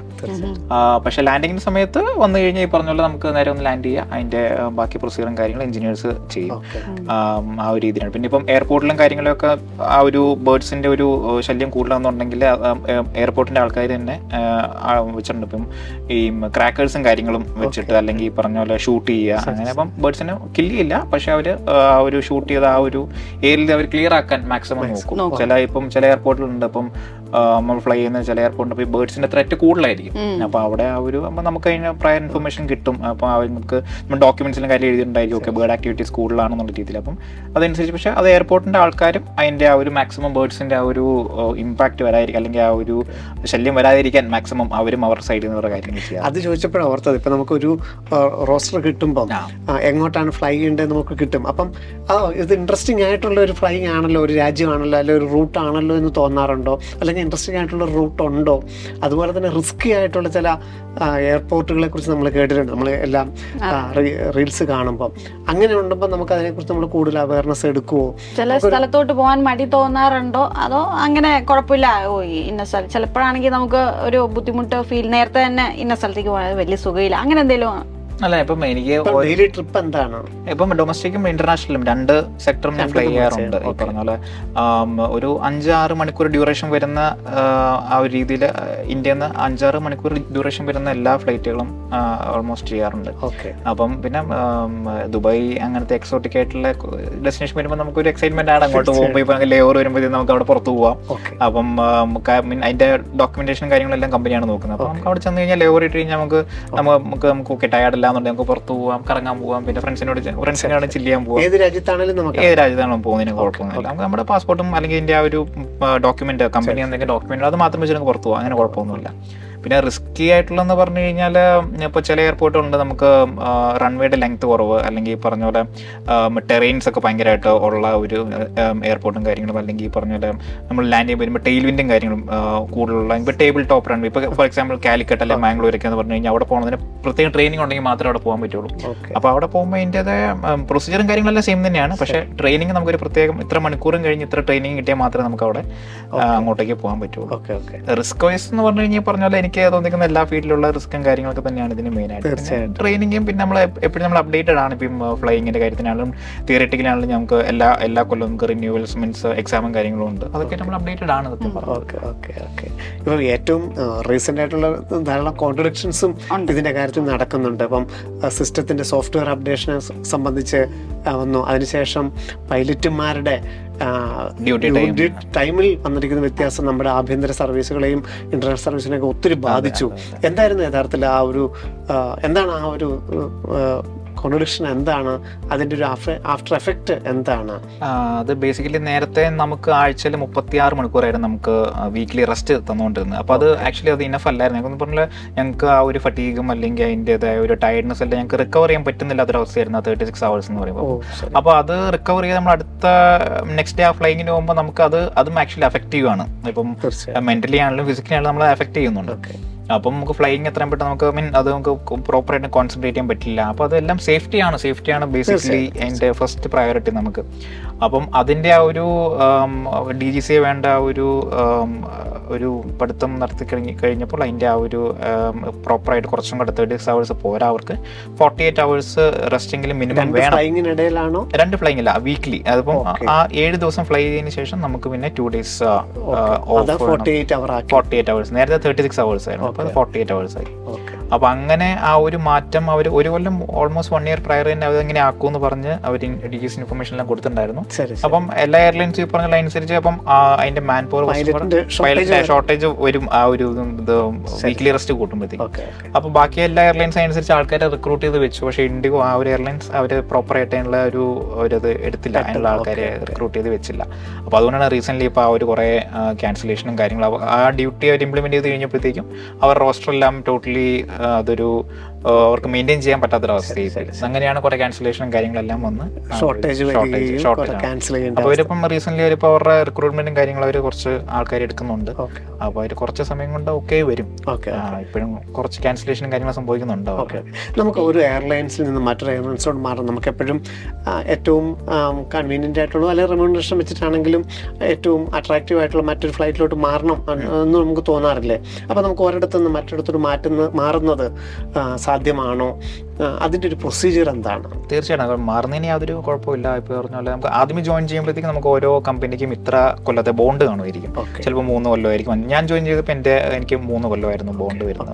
അപ്പോൾ ആ ഒരു ബോണ്ട് പീരീഡിൽ നമ്മൾ ഇൻ കേസ് നമുക്ക് പോകണമെന്നുണ്ടെങ്കിൽ പോകാൻ കുഴപ്പമില്ല. പക്ഷേ ആ ബോണ്ട് എമൗണ്ട് കാണും. അപ്പോൾ നമുക്ക് ആ ഒരു എമൗണ്ട് എത്രയാണെന്ന് വെച്ചാൽ നമ്മൾ ആ എമൗണ്ട് പേ ചെയ്ത് കഴിഞ്ഞാൽ നമുക്ക് അവിടുന്ന് പോകാൻ പറ്റും. അതല്ല നോർമലി നമുക്ക് ഇവിടുന്ന് ഒരു കമ്പനി ഇപ്പോൾ ഇന്ത്യയിലെ റൂൾ പ്രകാരം നമ്മളിപ്പോൾ കമ്പനി നമുക്ക് നോട്ടീസ് പീരീഡ് 6 months ആണ്. നമ്മൾ റെസിഗ്നേഷൻ പേപ്പർ ഇട്ടിട്ട് 6 months നമ്മളത് സെർവ് ചെയ്താൽ മാത്രമേ നമുക്ക് പോകാൻ പറ്റുള്ളൂ. അപ്പോൾ ഇന്ത്യയിൽ ഇപ്പം നമുക്ക് വേറെ എയർലൈൻസിൽ ഏത് എയർലൈൻസിൽ പോയി കഴിഞ്ഞാൽ നമുക്ക് ആ ഒരു കമ്പനി എയർലൈൻസിന് ആ ഒരു കമ്പനിയുടേതായ ട്രെയിനിങ്ങും കാര്യങ്ങളും ഉണ്ടാവും. അപ്പോൾ എങ്ങനെ പോലും ഒരു 2-3 മാസത്തോളം ചിലപ്പോൾ അത് പിടിച്ചെന്നിരിക്കും. എല്ലാം മൊത്തം കൂടെ ട്രെയിനിങ് എല്ലാം തിയറീസ് ആണെങ്കിലും അല്ലെങ്കിൽ ഫ്ലൈയിങ്ങിൻ്റെ ആണെങ്കിലും അതിൻ്റെ ട്രെയിനിങ്ങും കാര്യങ്ങളും ഉണ്ട്. ഇപ്പോൾ എബ്രോഡും നമുക്ക് പോകാനുള്ള ഓപ്ഷൻ ഉണ്ട്. പക്ഷേ സെയിം ഇത് തന്നെയായിരിക്കും. പുറത്തൊക്കെ പോയി കഴിഞ്ഞാൽ നമുക്ക് കിട്ടുന്ന ഇന്ത്യൻ ലൈസൻസ് ആണ്. അപ്പോൾ നമ്മൾ പുറത്ത് വേറെ രാജ്യത്ത് പോയി കഴിയുമ്പോൾ നമ്മൾ ആ ലൈസൻസിലേക്ക് നമ്മൾ ആദ്യം കൺവേർട്ട് ചെയ്യണം. അത് കൺവേർട്ട് ചെയ്യാൻ അതെല്ലാം നമ്മൾ ആ ജോയിൻ ചെയ്യുന്ന എയർലൈൻസും കാര്യങ്ങളും ചെയ്യുന്നതായിരിക്കും. പിന്നെ അവരുടെ തന്നെ കമ്പനി പ്രൊസീജിയേഴ്സ് അല്ലെങ്കിൽ പറഞ്ഞ തിയററ്റിക്കൽ ക്ലാസ് അല്ലെ ഫ്ലൈയിങ് കാര്യങ്ങളെല്ലാം അതിന് ഫ്ലൈയിങ്ങിൻ്റെ ട്രെയിനിങ് ഉണ്ട്. അപ്പം ആ ഒരു രീതിയിൽ നമുക്ക് അങ്ങനെ വേണമെങ്കിൽ നമുക്ക് ട്രൈ ചെയ്യാം, പുറത്തോട്ടും പോവാം. അപ്പോൾ സാർ 2016 +2 കഴിഞ്ഞു, ഏതാണ്ട് 2018 ട്രെയിനിങ് കഴിഞ്ഞു. അപ്പോൾ അങ്ങനെയുള്ളൊരു സാറിൻ്റെ ലൈഫിൽ തന്നെയാണെങ്കിലും ഒരു ഫസ്റ്റ് ഓഫീസറായിട്ട് ആദ്യമായിട്ടൊരു ഫ്ലൈറ്റിൽ പോയത് ഒരു എത്ര നാളത്തേക്ക് ശേഷം നമുക്ക് പോകാനായിട്ട് സാധിച്ചു? എപ്പോഴാണ് നമുക്കൊരു ആ ഒരു പൈലറ്റ് എന്നുള്ള നിലയിൽ നമുക്കൊരു സ്വന്തം കാലിൽ നല്ലൊരു റെമ്യൂണറേഷനോട് കൂടി ഒരു ലൈഫിലോട്ട് എത്തിയത് ഒരു സമയം ഒന്ന് പറയാൻ പറ്റുമോ? 2018 അവസാനമായപ്പോൾ ഞാൻ ട്രെയിനിങ് എൻ്റെ കഴിഞ്ഞു. അത് കഴിഞ്ഞ് ഞാൻ ഈ പറഞ്ഞ പോലെ ജോലി കയറുന്നതിന് മുന്നേ തന്നെ ഞാൻ ഈ എയർബസ് 320 എന്ന് പറഞ്ഞ എയർക്രാഫ്റ്റിൻ്റെ ടൈപ്പ് റൈറ്റിംഗ് ഞാൻ സ്വന്തമായിട്ട് ചെയ്യുമായിരുന്നു. നോർമലി ഈ പറഞ്ഞ ലൈസൻസ് എടുത്തതിന് ശേഷം ആൾക്കാർ ജോലിക്ക് കയറി ഒരു കമ്പനി ജോലിക്ക് കയറിയതിന് ശേഷമായിരിക്കും അവർ ആ ഒരു ഏത് എയർക്രാഫ്റ്റ് ഞാൻ പറഞ്ഞതുപോലെ തന്നെ ഏത് ടൈപ്പ് ഓഫ് എയർക്രാഫ്റ്റ് ആണ് ഫ്ലൈ ചെയ്യേണ്ടത് എന്നുള്ളത് കമ്പനി തീരുമാനിക്കുന്ന അനുസരിച്ചാണ് അവർ നമ്മൾ എടുക്കുന്നത്. ഇത് ഞാൻ ആദ്യമേ തന്നെ എയർബസ് മതി അല്ലെ എയർബസ് 320 ഫ്ലൈ, കാരണം ആ സമയത്ത് മാർക്കറ്റ് ഡിമാൻഡ് ചെയ്യുന്ന എയർക്രാഫ്റ്റ് എയർബസ് 320. അത് നേരത്തെ തന്നെ സെർച്ച് ചെയ്തു. ഞാൻ അതിനെ കുറിച്ച് കൂടുതൽ ഒന്ന് റിസർച്ച് ചെയ്യും. മെഡിക്കലിന്റെ കാര്യം പറഞ്ഞ പോലെ തന്നെ ഇതിന് എഴുതുന്നതിന് മുമ്പ് തന്നെ മെഡിക്കൽ കംപ്ലീറ്റ് ചെയ്തിട്ടാണ് ടെസ്റ്റ് ലൈസൻസ് എഴുതിയതെന്ന് പറഞ്ഞു. അതെ. അതുപോലെ തന്നെ ഞാനിപ്പോൾ ലൈസൻസ് കിട്ടി കഴിഞ്ഞിട്ട് ഞാൻ ജോലിക്ക് കയറുന്നതിന് മുന്നേ തന്നെ ഏത് ടൈപ്പ് ഓഫ് എയർക്രാഫ്റ്റിലാണ് ഡിമാൻഡ് ചെയ്യുന്ന ആ സമയത്ത് മാർക്കറ്റിൽ ഡിമാൻഡ് ചെയ്യുന്ന എയർക്രാഫ്റ്റ് ഇന്നതാണെന്ന് മനസ്സിലാക്കി ഞാൻ അതിൽ തന്നെ ടൈപ്പ് റൈറ്റിംഗ് ഞാൻ ചെയ്തു. അതിൽ ചെയ്ത് ഞാൻ 2018 ഒരു നവംബർ ആയപ്പോഴത്തേക്കും ഞാൻ അതിന്റെ ട്രെയിനിങ്ങിന് പോയി. ജനുവരിക്ക് ആയപ്പോഴത്തേക്കും തിരിച്ചു വന്നു. 2019 ഞാൻ ആദ്യം എയർ ഏഷ്യ എന്ന് പറഞ്ഞ കമ്പനി ഞാൻ ജോയിൻ ചെയ്തു. അപ്പോൾ അത് ഏപ്രിലായിരുന്നു അതിന്റെ എക്സാമും കാര്യങ്ങളും വന്നു. അപ്പോൾ അങ്ങനെ ആ അറ്റംപ്റ്റിൽ കൊടുത്ത് അങ്ങനെ എക്സാം ക്ലിയർ ചെയ്ത് പാസ്സായി. അവരുടെ പ്രോസസ് എല്ലാം കഴിഞ്ഞ് 2019 സെപ്റ്റംബർ ആയപ്പോൾ തന്നെ ഞാൻ ജോയിൻ ചെയ്തു. അപ്പോൾ അത് കഴിഞ്ഞ് പിന്നെ ട്രെയിനിങ് തുടങ്ങാൻ സമയം ഞങ്ങൾ ഫ്ലൈയിങ് ഞങ്ങളുടെ അത് കഴിഞ്ഞ് കമ്പനി ജോയിൻ ചെയ്ത് അവരുടെ ട്രെയിനിങ് തിയററ്റിക്കലും അങ്ങനത്തെ എല്ലാം കഴിഞ്ഞ് ഫ്ലൈയിങ്ങിലേക്ക് തുടങ്ങാൻ നിന്നപ്പോഴാണ് കോവിഡ്. 2020 കോവിഡിൽ സ്റ്റക്ക് ആയി. അതുകൊണ്ട് ഫ്ലൈയിങ് ഞങ്ങൾക്ക് സ്റ്റാർട്ട് ചെയ്യാൻ പറ്റില്ല. ട്രെയിനിങ്ങിന്റെ ഒരു ഇതിലേക്ക് തുടങ്ങിയപ്പോഴത്തേക്കും സ്റ്റക്കായി പോയി. അത് കഴിഞ്ഞ് 2022 പിന്നെ ട്രെയിനിങ് പിന്നെയും റീസ്റ്റാർട്ട് ചെയ്തത്. ഒരു കമ്പനി ജോയിൻ ചെയ്ത് കഴിഞ്ഞാൽ അതുകൊണ്ട് ഒരു വർഷക്കാലത്തോളം ട്രെയിനിങ് ഉണ്ടാവും. ഓൾമോസ്റ്റ് ഒരു എങ്ങനെ പോലും ഒരു 7 to 8 months അല്ലെങ്കിൽ 9 months രീതിയിൽ ട്രെയിനിങ് ആണ്. അപ്പോൾ തിയററ്റിക്കലും ഫ്ലൈയിങ്ങും എല്ലാം കൂടെ ആയിട്ട് ആ ഒരു സമയം എടുക്കും. അത് കഴിഞ്ഞിട്ടായിരിക്കും ഫസ്റ്റ് ഓഫീസർ. അത് കഴിഞ്ഞാൽ ഫസ്റ്റ് ഓഫീസറായിട്ട്. അപ്പം ആ ഒരു സമയം കൊണ്ട് നമ്മുടെ ഫ്ലൈറ്റ് യാത്ര ആരംഭിക്കുന്നത്. അപ്പോൾ ഈ ഫ്ലൈയിങ്ങിന്റെ ഇടയിൽ ഇപ്പൊ ഇൻട്രസ്റ്റിംഗ് ആയിട്ടുള്ള ഒരുപാട് കാര്യങ്ങൾ ഉണ്ടാവും. അപ്പോൾ വിഷ്ണുവിന് തോന്നിയ ഈ ഫ്ലൈയിങ്ങിന്റെ ഒരു ഇൻട്രസ്റ്റിംഗ് കാര്യം എന്തായിരിക്കും? ഇൻട്രസ്റ്റിംഗ് ആയിട്ടുള്ളതെന്ന് പറഞ്ഞു കഴിഞ്ഞാൽ നമുക്ക് പറഞ്ഞല്ലോ ഡിഫറെന്റ് ഡെസ്റ്റിനേഷനിൽ പോകുന്ന എനിക്ക് ഇൻട്രസ്റ്റിംഗ് ആയിട്ടുള്ള കാര്യമാണ്. ഈ പറഞ്ഞ പോലെ നമുക്ക് കാണാത്ത സ്ഥലങ്ങൾ കാണാൻ പറ്റും. പിന്നെ എയർപോർട്ടുകളാണെങ്കിൽ ഈ പറഞ്ഞ പോലെ നമുക്ക് ഒരു പുതിയ സ്ഥലങ്ങളിൽ പോകുമ്പോൾ നമുക്ക് ആ ഒരു ഇൻട്രസ്റ്റ് നമുക്ക് എപ്പോഴും ഉണ്ടാവും. പിന്നെ വെതർ കണ്ടീഷൻസ് ആണെങ്കിലും പല ടൈപ്പ് ഓഫ് വെതർ കണ്ടീഷനിൽ നമുക്ക് ഫ്ലൈ ചെയ്യുമ്പോൾ നമുക്ക് ഇൻട്രസ്റ്റ് ഉണ്ട്. പിന്നെ തീർച്ചയായിട്ടും നമുക്ക് ഈ പറഞ്ഞ ഫ്ലൈറ്റിൽ നമുക്ക് പല സെലിബ്രിറ്റീസും കാര്യങ്ങളൊക്കെ നമുക്ക് ഫ്ലൈയിങ്ങിൽ നമുക്ക് എല്ലാ തരത്തിലുള്ള സ്പോർട്സ് ക്രിക്കറ്റേഴ്സിനെയൊക്കെയാണല്ലോ നമുക്ക് അങ്ങനെ ഫ്ലൈറ്റിൽ കൊണ്ടുപോകാനുള്ള ഒരു ഓപ്ഷൻ കിട്ടിയിട്ടുണ്ട്. അവരെ നമുക്ക് ഐഡന്റിഫൈ ചെയ്യാൻ പറ്റുമോ? ഇന്ന് ആരൊക്കെയായിരിക്കും യാത്ര കിട്ടില്ല. ഒരു ഫ്ലൈറ്റിൽ ചില സമയത്ത് ഇപ്പം VVIP അങ്ങനെ വരികയാണെന്നുണ്ടെങ്കിൽ നമുക്ക് ഇപ്പോൾ പൈലറ്റ്സിനെ അവരെ ഇൻഫോം ചെയ്യാറുണ്ട്. ഓക്കെ, ഒരു മന്ത്രിയുണ്ട് അല്ലെങ്കിൽ ആൾക്കാരുണ്ട് എന്നുണ്ടെങ്കിൽ എന്നുള്ള രീതിയിൽ നമുക്ക് ഇൻഫോർമേഷൻ കിട്ടും. അത്രേ ഉള്ളൂ. അല്ലാതെ നമ്മൾ സെലിബ്രിറ്റീസ് നമ്മൾ അവർ വന്ന് കയറുമ്പോഴായിരിക്കും നമ്മൾ ചിലപ്പം അറിയുന്നത്. പ്രയർ ഇൻഫർമേഷൻ നമുക്ക് കിട്ടാറില്ല, കാരണം നമ്മളെ എഫക്ട് ചെയ്യുന്ന കാര്യമില്ലാത്തതുകൊണ്ട് നമ്മളത് പറയാറില്ല. അപ്പൊ അതൊക്കെ ഒരു ഇൻട്രസ്റ്റിംഗ് ആയിട്ടുള്ള കാര്യമാണ്. പിന്നെ തീർച്ചയായിട്ടും റീസെന്റ് എന്റെ ഫാമിലി എനിക്ക് പ്ലെയിനിൽ കൊണ്ടുപോകാൻ പറ്റി.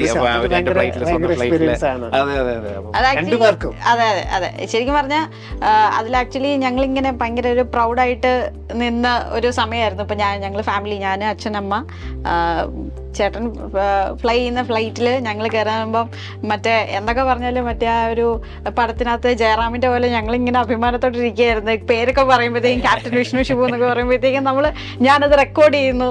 അതൊരു ഭയങ്കര ഒരു എക്സ്പീരിയൻസ് തന്നെയായിരുന്നു. അതെ അതെ അതെ, അത് മാത്രമല്ല നമുക്ക് സ്പെഷ്യൽ കൺസിഡറേഷൻ ആണ്. ഇപ്പൊ ക്യാപ്റ്റന്റെ ഫാമിലി ഉണ്ടെന്ന് പറയുമ്പോഴത്തേക്കും ക്യാബിൻ ക്രൂ നമുക്ക് വന്ന് പ്രത്യേകമായിട്ടുള്ള പരിഗണന തരും. എല്ലാവരും ഓക്കെ ആണോ എന്ന് അവർ ഇടയ്ക്കിടയ്ക്ക് വന്ന് അന്വേഷിക്കുക. അത് ഞങ്ങളെ സംബന്ധിച്ച അച്ഛനെയും അമ്മയും എന്നെയൊക്കെ സംബന്ധിച്ച് വളരെ ഭയങ്കര ബ്യൂട്ടിഫുൾ ആയിട്ടുള്ള ഒരു മൊമെന്റ് ആയിരുന്നു അത്. തീർച്ചയായിട്ടും നമ്മളെ സംബന്ധിച്ച് നമുക്കൊരു വല്ലാത്തൊരു മൊമെന്റ് ആണല്ലോ. നമ്മൾ റീൽസിലൊക്കെ കണ്ടിട്ടുണ്ട് ക്യാപ്റ്റന്റെ ഫാമിലി ഫ്ലൈ ചെയ്യുന്നുണ്ടെങ്കിൽ അത് ഇങ്ങനെ അനൗൺസ് ഒക്കെ ചെയ്തിട്ട് എന്റെ ഫാമിലി ഫ്ലൈ ചെയ്യുന്നുണ്ട് അങ്ങനെ. അപ്പൊ ആ കാണുന്ന ഇമോഷൻ തന്നെയാണ് അതിനകത്ത് ഞങ്ങളും എക്സ്പീരിയൻസ് ചെയ്ത്. എന്റെ ബ്രദർ ഫ്ലൈ ചെയ്യുന്ന ഫ്ലൈറ്റിലെ പാസഞ്ചർ ആവാന്ന് പറഞ്ഞാൽ എന്താ പറയാ, ഭയങ്കര ഒരു പ്രൗഡ് മൊമെന്റ് തന്നെയായിരുന്നു ഞങ്ങൾക്ക് എല്ലാവർക്കും. കാരണം ആ ഒരു മൊമെന്റിൽ വരെ നമുക്ക് സപ്പോർട്ട് തന്ന ഇവരെയാണല്ലോ നമുക്ക് ഫാമിലി, അച്ഛനമ്മ അല്ലെ സിസ്റ്റർ എല്ലാവരും എല്ലാവരും നമുക്ക് ആ ഒരു സന്തോഷമാണ് സത്യം പറഞ്ഞാൽ ആ ഒരു മൊമെന്റ്. ഓക്കെ തീർച്ചയായിട്ടും ആ ഒരു പ്രൗഡ് മൊമെന്റിൽ നമുക്ക് അതിനൊന്ന് കൺക്ലൂഡ് ചെയ്യാൻ തോന്നുന്നു. പക്ഷെ അതിന് മുമ്പായിട്ട് ഇപ്പോൾ ഒരു 5ാം ക്ലാസ് 6ാം ക്ലാസ് ഒക്കെ പഠിക്കുന്ന ഒരു സ്റ്റുഡൻറ്റിനെ സംബന്ധിച്ചോളം അവൻ്റെ ഏറ്റവും വലിയൊരു ആഗ്രഹമായിരിക്കും പൈലറ്റ് എന്ന് പറയുന്നത്. പക്ഷെ കുറച്ചും കൂടെ ഒരു +2 ഒക്കെ കഴിയുമ്പോഴാണ് വളരെ സീരിയസ് ആയിട്ട് ഇതിനെക്കുറിച്ച് ആലോചിക്കുന്നത്. നമ്മളുടെ ഫീൽഡ് എന്നാണ് അല്ലെ, കരിയർ എന്താവണം എന്നൊക്കെ ആഗ്രഹിക്കുന്നത്. അവരോട് സാറിന് എന്താണ് പറയാനുള്ളത്? ഒരു പൈലറ്റ് ആകാൻ വേണ്ട മെയിൻ ആണോ, ഞാനൊരു പൈലറ്റ് ആകാൻ ഉള്ള ഒരു സ്റ്റുഡൻ്റ് ആണോ, എനിക്ക് ഈ ഒരു കരിയർ ചൂസ് ചെയ്യാൻ പറ്റുമോ എന്നൊക്കെ ആഗ്രഹിച്ചിരിക്കുന്ന ഒരാളോട് എന്താണ് സാറിന് പറയാനായിട്ടുള്ളത്? ഇപ്പൊ നമ്മള് ഈ ഒരു ഫീൽഡിലേക്ക്, പൈലറ്റ് എന്നുള്ള ഒരു ഫീൽഡിലേക്ക് വരുന്നതാണെങ്കിൽ തീർച്ചയായിട്ടും നമുക്ക് 12th +1 ജോയിൻ ചെയ്യുമ്പോൾ തന്നെ ഈ പറഞ്ഞ പോലെ സയൻസ് ഗ്രൂപ്പ്, എസ്പെഷ്യലി പറഞ്ഞ പോലെ ഫിസിക്സ്, മാത്സ്, ഇംഗ്ലീഷ് ഉള്ള ഗ്രൂപ്പ് തന്നെ സെലക്ട് ചെയ്യുന്നതായിരിക്കും കൂടുതൽ. നമുക്ക് അവർക്ക് അതിന് മുന്നോട്ട് പോകുമ്പോഴത്തേക്കും സാധ്യതയ്ക്ക് എളുപ്പം. അല്ലെ അത് കഴിഞ്ഞാൽ പിന്നെ കൊമേഴ്സ് ഒക്കെ എടുത്ത് വരുന്നവരുണ്ട്. പക്ഷെ അത് കഴിഞ്ഞിട്ട് പിന്നെ വേറെ എക്സാമും കാര്യങ്ങളും എഴുതെല്ലാം അതിൻ്റെ അത് പാസ്സായി വരണം. പിന്നെ ആസ് എ പൈലറ്റ് ഞാൻ പറഞ്ഞല്ലോ പോസിറ്റീവ്സ് കുറെ ഉണ്ട്. പിന്നെ അതിന്റെ ചെറിയ ചെറിയ നെഗറ്റീവ്സ് ഞാൻ പറയുന്നില്ല. ഈ പറഞ്ഞല്ലോ അതിന്റെ ഭാഗമായിട്ടുള്ള കുറച്ച് പ്രശ്നങ്ങളൊക്കെ ഉള്ളൂ. എല്ലാ ജോലിയിലും ഉള്ള പോലെ ഒരു പോസിറ്റീവ് കുറച്ച് നെഗറ്റീവ് അത്രേ ഉള്ളൂ അല്ലേ? അതെ. അപ്പം ഏതൊരു സ്റ്റുഡന്റിനും തീർച്ചയായിട്ടും സ്വപ്നം കാണാൻ പറ്റുന്നത് തന്നെയാണ്. തീർച്ചയായിട്ടും ആർക്കും നമുക്ക് ആ ഒരു ഉള്ളിൽ ആ ഒരു ലക്ഷ്യബോധം ഉണ്ടെങ്കിൽ തീർച്ചയായിട്ടും നമുക്ക് എത്തിപ്പെടാൻ പറ്റും. ഞാൻ അതുപോലെ തന്നെ എത്തിപ്പെട്ടത് സത്യം പറഞ്ഞാൽ. കാരണം ഇതിന്റെ നോർമൽ സ്റ്റുഡന്റ് തന്നെ ആയിരുന്നു. അതെ അതെ. അപ്പം അതെനിക്ക് കൂടുതൽ എനിക്ക് പറയാൻ പറ്റും. ആള് ഇപ്പൊ ഞങ്ങൾ തമ്മിൽ ഇപ്പൊ പഠിച്ച സമയത്തും ഞങ്ങൾ സ്കൂളിലൊക്കെ പഠിക്കുമ്പം പുള്ളി നല്ല ഹാർഡ് വർക്ക് ചെയ്ത് നല്ല കുറച്ച് ഡെഡിക്കേറ്റഡ് ആയിട്ട് ഇരുന്ന് അതിന് വേണ്ടി കഷ്ടപ്പെട്ട് ഇരുന്ന അതിപ്പോ എപ്പോഴും പറഞ്ഞു, കാരണം നമ്മൾ ഇതിന് പോകുന്നതിന് മുമ്പായിട്ട് എടുക്കേണ്ട കാര്യങ്ങളെ കുറിച്ച് കൃത്യമായിട്ടൊരു ധാരണ ഉണ്ടായിരുന്നു. എനിക്ക് എപ്പോഴും പഠിക്കാൻ ഇഷ്ടമാണ്. അപ്പോൾ ഓരോ ഇപ്പൊ ഇതിന്റെ ഈ ഒരു ജോബിന്റെ പ്രത്യേകതയാണല്ലോ ഞാൻ മനസ്സിലാക്കിയെടുത്തോളം എപ്പോഴും പഠിച്ചുകൊണ്ടിരിക്കണം. ക്ലാസ്സസ് ഉണ്ട്, അങ്ങനെയുള്ള പരിപാടികളൊക്കെ അപ്പൊ അത്രയും ഹാർഡ് വർക്ക് ചെയ്യാനും എപ്പോഴും പഠിക്കാനും താല്പര്യമുള്ള ഒരാളാണ്. സോ അതുപോലെ എല്ലാവർക്കും ആഗ്രഹമുള്ള ഒരാളാണെങ്കിൽ നിങ്ങൾക്ക് ചെയ്യാൻ പറ്റുന്നത് തന്നെയാണ്. തീർച്ചയായിട്ടും നമുക്ക് അടുത്തിപ്പെടാൻ. സോ ഒരു പൈലറ്റ് എക്സ്പീരിയൻസിൽ തന്നെ നിങ്ങൾക്ക് പറഞ്ഞു തരുമ്പോൾ കൂടുതലായിട്ട് കുറച്ച് ക്ലാരിറ്റി കിട്ടിയിട്ടുണ്ടാവും. എങ്ങനെയാണ്, അല്ലെങ്കിൽ +2 ലെവലിൽ ഒരു 10th കഴിഞ്ഞ് അല്ല +2 കഴിഞ്ഞ് ഞാൻ എന്തൊക്കെ ചെയ്താലാണ്, എങ്ങനെയൊക്കെ അപ്ലൈ ചെയ്താലാണ് എനിക്ക് പൈലറ്റ് ആവാൻ സാധിക്കുക എന്നുള്ളതായിരുന്നു ഈ വീഡിയോയിലൂടെ ഞങ്ങൾ ഉദ്ദേശിച്ചത്. നിങ്ങൾക്ക് അതൊക്കെ ക്ലിയർ ആയി എന്ന് വിശ്വസിക്കുന്നു. സോ ഇത്രയും ഇൻഫർമേഷൻസ് പറഞ്ഞു തന്ന ക്യാപ്റ്റൻ വിഷ്ണു ഷിബുവിന് താങ്ക് യു. ബുള്ളറ്റ് സ്റ്റഡി സെന്ററിൻ്റെയും ഞങ്ങളുടെ എല്ലാവരുടെയും വക താങ്ക് യു സോ മച്ച്. അതുപോലെ തന്നെ നമ്മളോടൊപ്പം ഇപ്പം ബേസിക് ആയിട്ട് കുട്ടികൾ ചോദിക്കുന്ന ഡൗട്ട്സും അല്ലെങ്കിൽ പാരൻസിൻ്റെ കൺസേൺസും ഒക്കെ എന്താന്നുള്ളത് ശിവൻ സാറിനും നല്ലപോലെ അറിയാം. കുറെ ആൾക്കാർ ചോദിച്ചിട്ടുണ്ട്, നമുക്ക് പറഞ്ഞു കൊടുക്കാനായിട്ടുള്ള. അതെ. അപ്പം സാറ് കറക്റ്റ് ആയിട്ട് സാറിനും ഒരു എന്താ പറയാ ഇൻഫർമേഷൻസ് നിങ്ങളിലേക്ക് എത്തിക്കാൻ വേണ്ടി ഞങ്ങൾക്ക് രണ്ടുപേർക്കും സാധിച്ചെന്ന് ഞങ്ങൾ വിശ്വസിക്കുന്നു. അപ്പൊ സാറിന് താങ്ക് യു സോ മച്ച്. വീണ്ടും കാണാം. യെസ്, വീണ്ടും കാണാം. By. Brilliant Study Center, India's #1 coaching center for NEET and JEE.